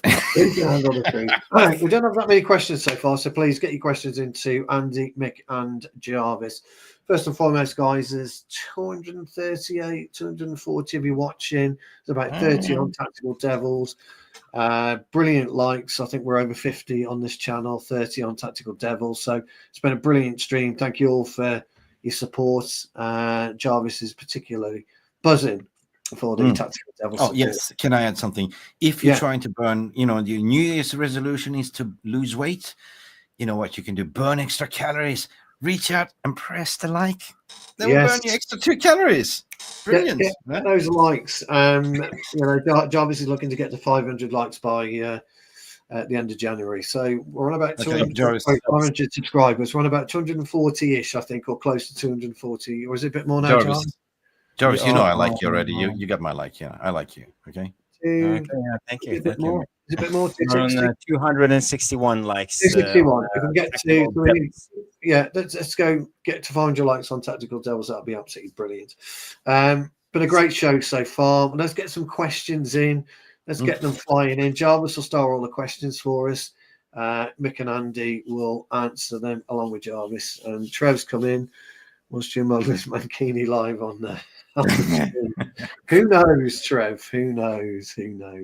Anyway, Madhouse has come in with a brilliant question. And we'll start with you on this one, Andy, then we'll go to you, Mick. Is top six asking too much? Unbeaten between now and the end of the season. It's the only way you can do it. 18 games left. You need a max. You'd have to be. You could only afford to lose maybe one more game. You'd have to go unbeaten now between now and the end of the season now. And to be fair, we've got some big guns to play at Old Trafford. If the tempo's right, the crowd's up, the atmosphere, the players are red there, you can maybe finish sixth. Maybe. Yeah. Definitely not making the top five. Because I've heard, is it the top five can make the Champions League this season? Top five. Five will make Champions League, yes. Yeah. I'll put it one way. I'd rather finish sixth than seventh because I don't fancy Europa Conference next season. I just before Mick comes in, looking at the table, looking at the points difference and what 3 wins will do, I think top six is achievable. That's just my own opinion. Jarvis has got right, so we're definitely going to him after Mick. No, it's not. I have to be honest. Because of our inconsistency when it comes to being on the football pitch, we can lose 1 week against Southampton and win against Liverpool in the next, and this is our level at the moment. So wanting us to be consistent and deliver consistent results, that's almost impossible in my mind. So no, we're not getting top six. I'm sorry, but I hope to see a better Man United every week, and for me. Ruben has a free pass for the rest of the season, and he can do whatever he likes. Top 10, 8th again, maybe 8th again. That's it. I mean, if it's 8th and a trophy, and we're playing some football and win a trophy, playing football, like last season where we were crap and we win a trophy and finish 8th. 8th, playing football and winning a trophy, I will take that between now and the end of the season. That is achievable. Finish 7th is just better than last season's. Is one place. So, yeah, I would rather not finish lucky number 7. I would rather finish 6th or 8th and win a trophy. Okay, well, I always say, a game of football is about 2 halves, and so is the Premier League season. We kicked off the season with brilliant point away at Anfield. Nobody thought we would do that. The next game is Southampton. We should be beating them 100%.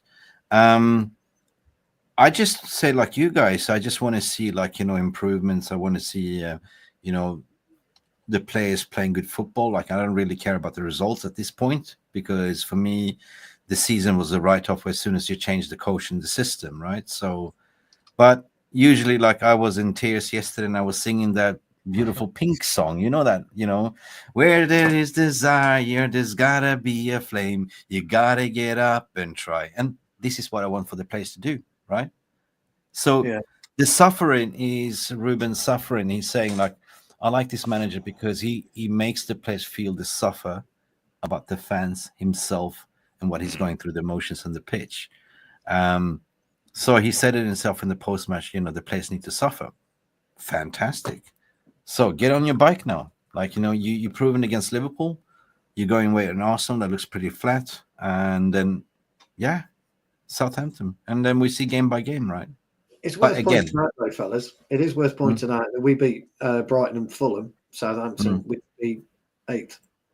I'll tell you what, Southampton lost 5-0 yesterday. But listen, a valid point. What I want to make is Premier League is not as a sprint; it's a marathon. Yeah, just look back where Chelsea came from last season as well. They were also hovering 13, 12, and all of a sudden they had this massive sprint and finished 5th.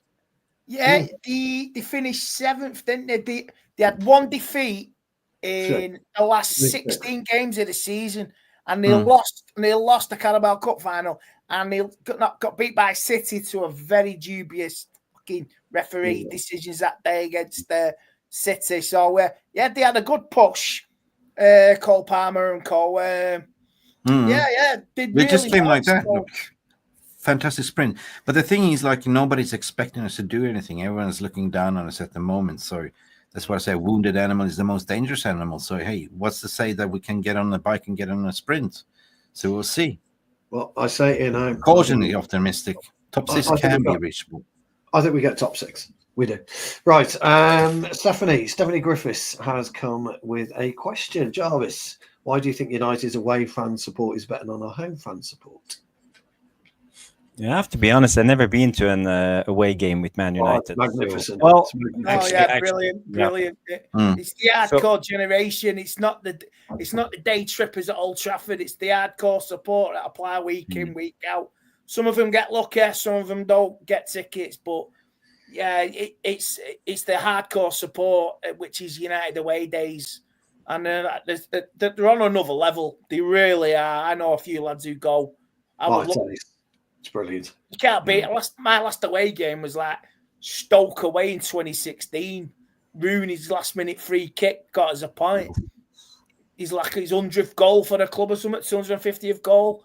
And it was like, oh yeah, mate, the place was bouncing. I've done away days, but yeah, it's been a while. It's about a good nearly 9 years since I did an away match. One of my favourites. I would say that Sheffield Wednesday. It's like brilliant. I think it's more of a family feeling. These people have known each other for years. They get on the bus and the coach, and they all get into the mood and go to support, right? So it's a totally different feeling. It's different hardcore level, right? Whenever I used to get a chance, I'll go and watch them away. Of course, I'm living here. When they come to Malaysia, I'll be there. I'll be there. Superb. Okie dokie. Thank you. Steph, thank you very much for your question. Let's see what we got next. Trevor and the Mancini one. I think we've answered that one. Here's a good one from Gaz Taylor. Yeah, it's a good question. This. Good to have you, Gaz. Question. Andy, has the gaffer picked his best 11?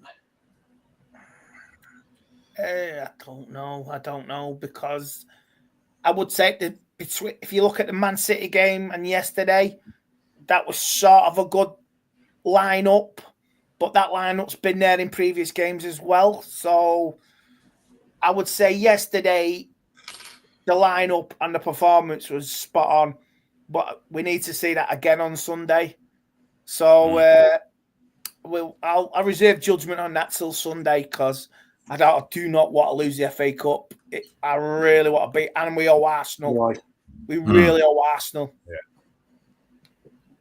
Yeah. Well, I don't think he's picked his. I don't think he knows. Will Arsenal be playing their strongest side because they got 2-legger with Newcastle as well. So Arsenal can't go 3 seasons without winning something. I don't think he knows his. I don't think he knows his best 11 as of yet. He hasn't been here more than a month and a half. He's been doing a lot of rotational work, and the team that started against Liverpool on the paper, we were all looking like, "What the hell are you doing?" But it was just minor tweaks that worked, right? So the 3-4-3 system can work with this personnel. As I said, they went man-to-man marking instead, so there was closing down the space. It worked, you know what I mean?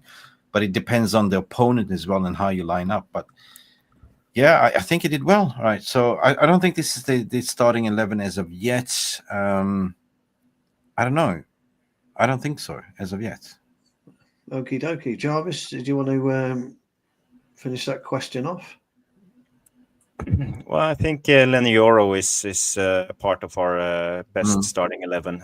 We saw it when he came on, and I think a lot of the younger guys will be a part of the best 11.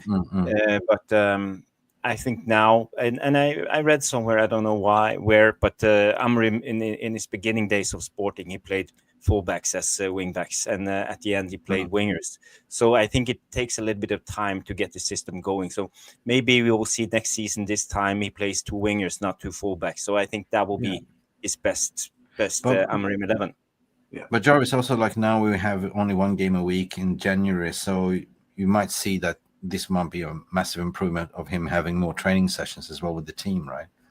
So maybe that penny has dropped, and now everyone is kind of realizing. I don't know. One game a week, we're at the FA Cup. Then all we've got is Europa League. No. I mean, if you look at January, don't worry about that, guys. We'll see where we are Monday. That's not to worry about that. True. I hope that, guys, hope that answers your question. Very quick one from Alicia.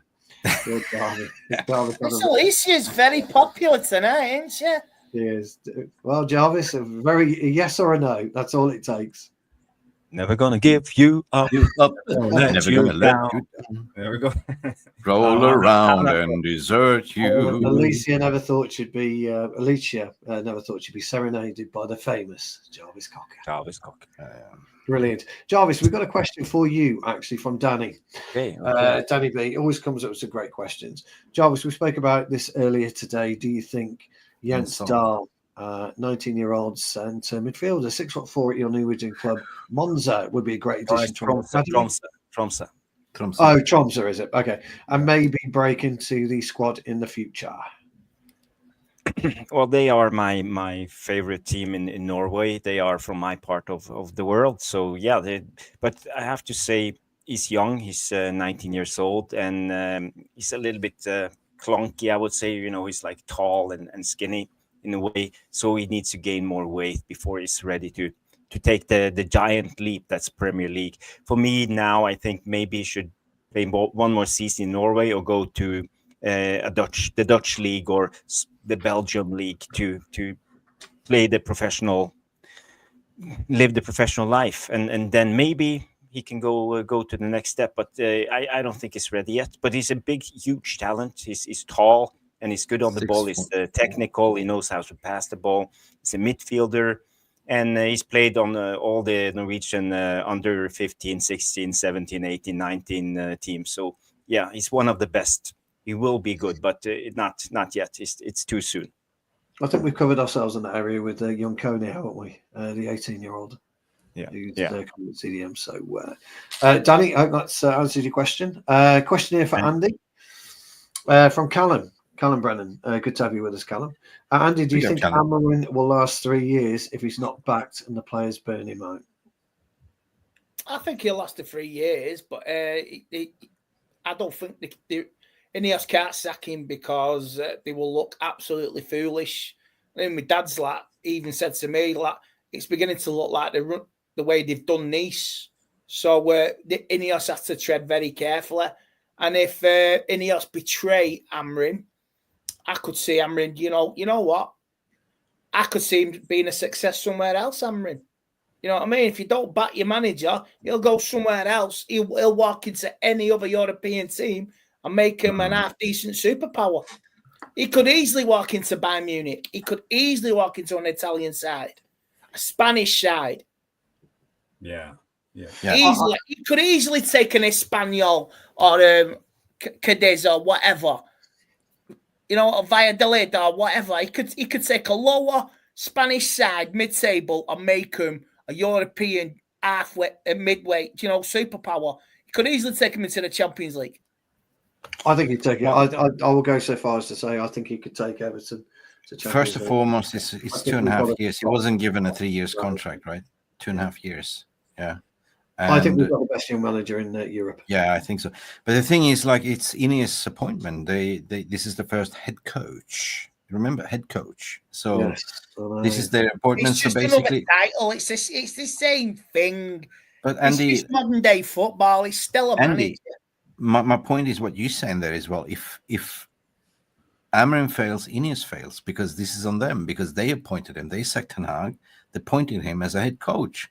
So they have to back him. Otherwise, they will look clowns, to be honest. Right? If he's not and at the moment, at this rate, players are not burning him out. He's burning the players down.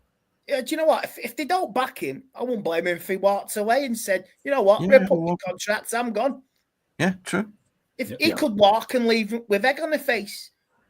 I don't think that'll happen. I think we've got Mr. Amorim for about the next 5 years. Yes, I believe so too. I hope that too, but I love to see if he walks out and told Jim live on air what he thought of him, that would be a classic. Callum, I hope that's answered your question, mate.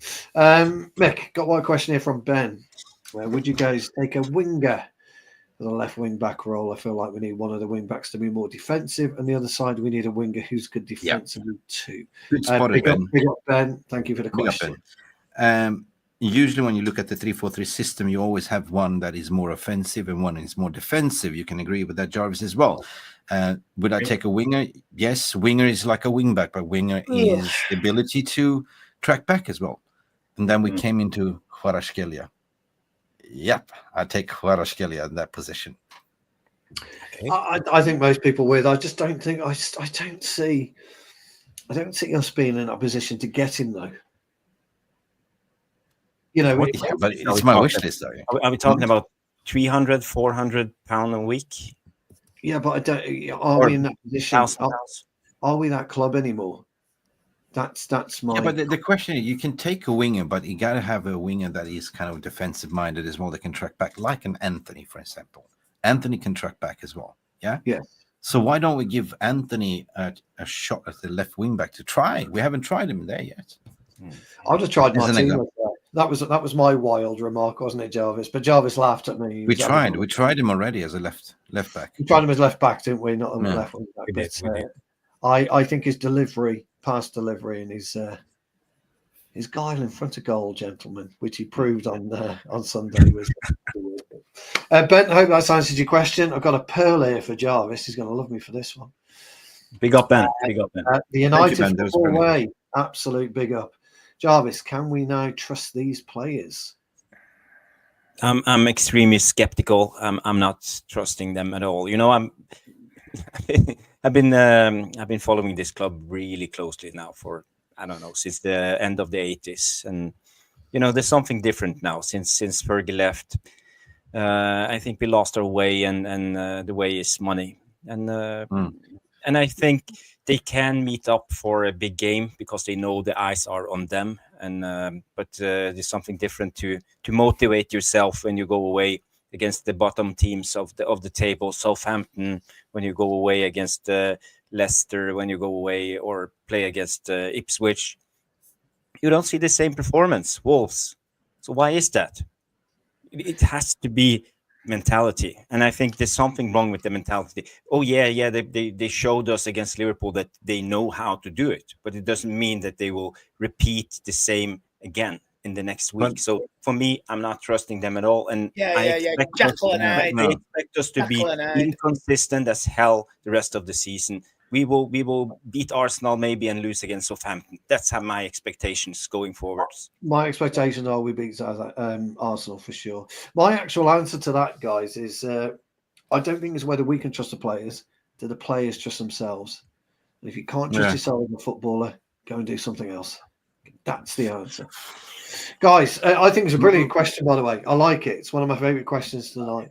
I want to answer that question as well. Can I, for a second? Yeah, because I think that what we are seeing here now is a change of culture, right? We came back to tape and say what you said. Money enabled it, and Glazers enabled it, and Glazers enabled Marcus Rashford the minute they gave him the 350, right? Yeah, you know, it's so hard to get rid of that person, like, you know, to sell him in the market, to do anything in the market, and that creates player power. But this is something what we clearly see now they're trying to get rid of, right? With Ruben Amorim coming in right now, being pissed off, showing the way, you know, he's angry. Surely, like, you know, we need to see some response from going forward for now, like, because I think that the last thing we need to do is to sort of kill the player power. Marcus Rashford is one of them. Luke Shaw. You know, the final, the last of the yeah, you know what I mean. You know, so but in terms of performance, listen, we came back to tape and said he had 6 training sessions with them now. The penny has dropped, They understood. They came out and said, you know, we understand now what he wants. So that let the trust be on the pitch, man. But for now, I agree with you saying, Jarvis. We've been far too much seeing inconsistency. Like, you know, you win one against Liverpool, you lose one against Fulham. What's going on here? Like, you know. Yeah. Great answers, guys. I just want to bring this one up from Gaz. It's very similar very similar answer to the question just asked. So we're not ignoring you guys. It's just we've already kind of done that. I'll just quickly, briefly touch on this one. Jamie's asked if we won the conference, have we completed the treble of European trophies? We would have won every European trophy, correct? Because the conference wasn't around until just recently. So it's a trophy that eludes us as we speak. So yes, the answer. Thank God it eludes us for a long, long time. Let's hope so. Right. What we got? Stephanie. Question. Who's the only manager to win the set? I'm just trying to think. Well, there's only been how many conference leagues has there been? 3. Yeah, but who's the only manager to win the set? It's not David Moyes. The set. Are we talking about UEFA Cup? He's won the conference. He won the Europa Conference, didn't he, with West Ham last year? David Moyes won 4 European trophies. Yeah, get back to me on that, mate. Yes. Well, save that to the end. Save that to the end. Guys, is it Jose? Was it Jose? I was going to say, if you knew it in the chat, then please let us know. But great question, Jamie. It really was. It's there you go. It's got us all. Mourinho, yeah. Quick one for you, Jarvis. Rashmano. Would you let Evans leave in January? That's a massively interesting question. No, not yet. I would keep it till the end of the season. Maybe there's a job for him in the coaching staff. You never know. There was something I read about today. Right, this is how you defend. Andy, can we trust Lindelof to be the fifth centre back because he's always injured? Lindelof is like a Lindelof chocolate. He'll melt. Yeah. No, he's gone. He melts. So I would definitely keep Johnny Evans till the end of the season. Oh wait. Did you call Lindelof chocolate? No, you can't call him Lind chocolate. Don't do that. Lindelof chocolate melt. Rashmano, we've got a few nice questions. Little rabbit at Christmas, you can bite the head off. I love it. Rashmano, I think no, we would keep him till the summer and then perhaps put him into a coaching. Well, I think it'd be brilliant for us. Thanks for that, Rashmano. Stephanie Griffiths coming again with a really great question. If United had just a squad of 15 first teamers like the old days, who would you make the cuts and who would this focus the players to perform better? I think, Steph, that's probably too long a question to answer tonight. I think we'll get the lads to. It's a brilliant question. I love it. I think we'll get the lads to think on it, and then perhaps we'll answer that maybe in the next 15. Ugarte. It's a great question. Georgie Best.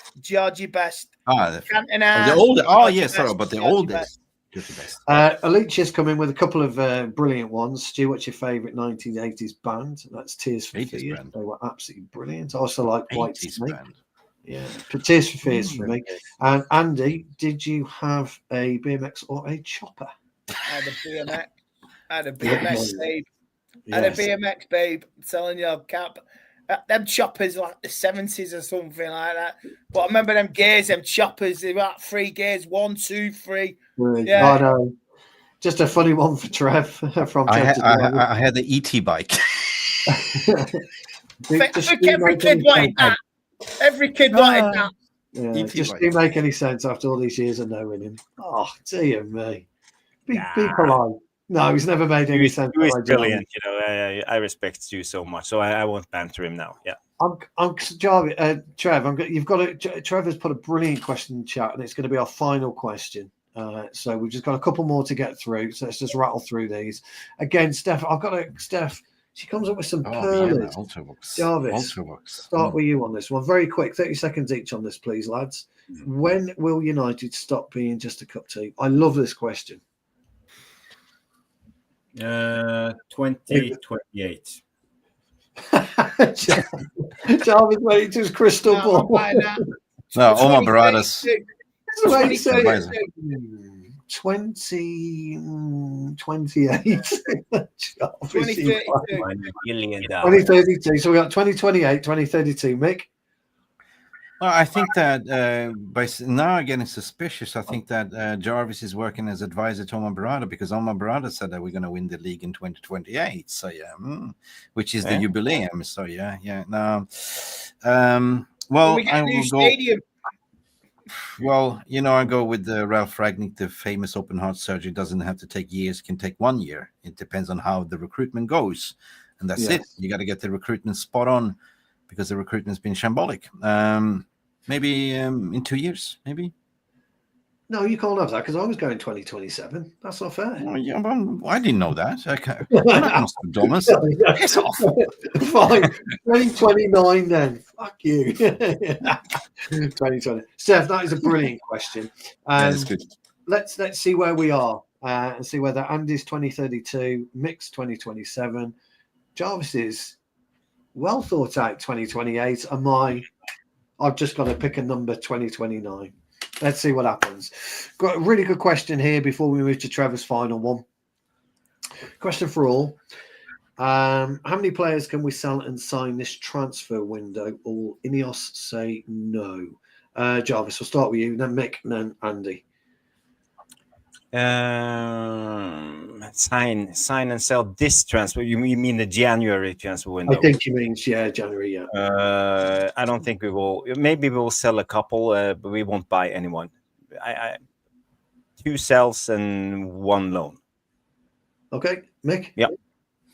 I think the outs is more important for me. Casemiro needs to go. Ericsson needs to go. There's rumors that Casemiro is going to Saudi. Ericsson needs to go. He's not even in the squad. Lindelof you can't because injured. Rashford, apparently there's some reports lining up that potential clubs are going for him. So first and foremost, you need to get the outs first in order to do the ins. We need at least 2 signings in January will happen. We need apparently a left wing back and potentially a striker that could be on loan. Funny, I did a transfer show this morning and I did a poll. And I say, who do you think we're going to be getting as a striker? There's Vlahovic. Of course, there was Osimhen, which is more paper talk than ever. And then it was Victor Gyökeres. And the 4th choice, which was Jack Shit. Jack Shit wins. Yeah. Andy, Mr. Tate. Excellent striker. Yes. I think we will sign a permanent left back. Okay. And I think we'll get a lone striker. But I believe so. We have to get 2 out the door first. For it could be a late one. I don't want a striker like Vega or something against him, or a Gallo. I don't want anything like that. But if it comes to it, I'll just take a left back. If you can just get a left back in, I'll be happy with that. Bless him. Colour love only the Gallo. I would like to get I'd like to get a striker in, to be fair. So I phoned up my old mate Luther Blissett to come in, and he'll do 6 months for us. It'd be absolutely brilliant. Amazing. He played for Watford, didn't he? He did, yeah. Actually played a season for AC Milan. No, but this is what I would do. Honestly, Andy, he played a season for AC Milan. Priority is left wing back and a striker on the loan, a stopgap until we get to the summer and go to get the number 1, Gyökeres. Yeah. So, great question, United Football Way. You've come in with 2 brilliant ones. But I'm going to finish with our good old mate Trev, because I really love questions like this. And Jarvis is going to give us his nostalgia look. And Mr. Tate, I think he's going to struggle with this one because I think he's got so many good memories. Same with Mick and same with me. But here it is. If you had to go back in time, what is your most cherished memory of Manchester United? Could it ever be topped? I love questions like that. Absolutely love it. Who wants to go first? Because it's not easy, this. And Solskjaer have won it. Yes, okay. Well, Mick was I can go first if that's okay. Oh, Mick's already in. You can go next, yeah. In the late 90s, we had one hero in Norway, and his name was Ollie. And I'm talking about the FA Cup against Liverpool, because I was away that weekend. I think it was a Saturday, and we were at a football tournament, and I was surrounded by Liverpool guys. It was a small TV. We sat in like a cantina on the school and watched the game. We ate like waffles and drank Coke. And I was the only one cheering for Man United, and all of them was Liverpool players, and they gave me such a hard time because Liverpool were up 1-0, and we equalized, and then Ole scored in the dying minutes. So for me, I think that was the epiphany. I was like cheering. I never cheered so much before, and because Ole, and he was Norwegian too. So for me, that was a special moment that I will always remember, and I remembered everything around me and the canteen and the football tournament, and it was a great moment. Great stuff. Andy, How old was you? I will go with the 80s, the FA Cups we won, because they were my first memories. Oh, 8 years old, seeing Man United win an FA Cup, and I'm asking my mum, "Where's Dad?" I went, "He's on the telly." I went, "What do you mean? He's got to watch United. He's got to watch United." She put the telly on for me. And we beat Brighton and Hove Albion, 8 years old. I watched the first game, the replay, 2-2, losing 1-0. Ray Wilkins, Frank Stapleton, Robson equalised, yeah. Then remember my first time ever going to Wembley with my dad, 85. Yeah, I was there. A lot of memories. And I mean, it's 40 years this year. 40 years. It'll be 40 years since we won the FA Cup. Like you say, 10 years old, I'll take it again. Being 50 this year, I'm telling you. I'll take that again. Well, I thought it was one memory, but okay. Mine's it's the FA Cup. It's 3 memories in one. Yeah. It's one trophy. I thought you were talking about one game or something, because I remember that, Champions League final, we were sitting there, we were mismatched, we were missing one players. One cherished memory, yeah. I'm sorry. But if I go back in childhood, it was like, sitting in my grandfather's lap, and him and my dad arguing who was the best United player. Granddad was always in for Duncan Edwards and Bobby Charlton, and Dad was George Best is the best player, and Granddad was schooling me as like giving me that United DNA in certain ways. So that is a cherish, when you're sitting in your granddad's lap and he's telling you everything about it. He went to the in Belgrade before the when the Munich edges, he was there watching the game. And it's like he was telling me, like, he saw Bobby Charlton scoring, and it's like, So for me, like, there was history lesson, but for me later on, like, of course, I grew up with Sir Alex Ferguson and all that, like, so for me, that moment, the nervous moment, 1999, like, I mean, and that's why I said Solskjaer has won it, because that was the Fergie time, That's the memory. Mine was definitely 1977, my first ever game against Wolves. That without doubt was my first cherish memory. And a bit like Jarvis, I was the only Manchester United fan in my school. Everyone was Wolves and Liverpool.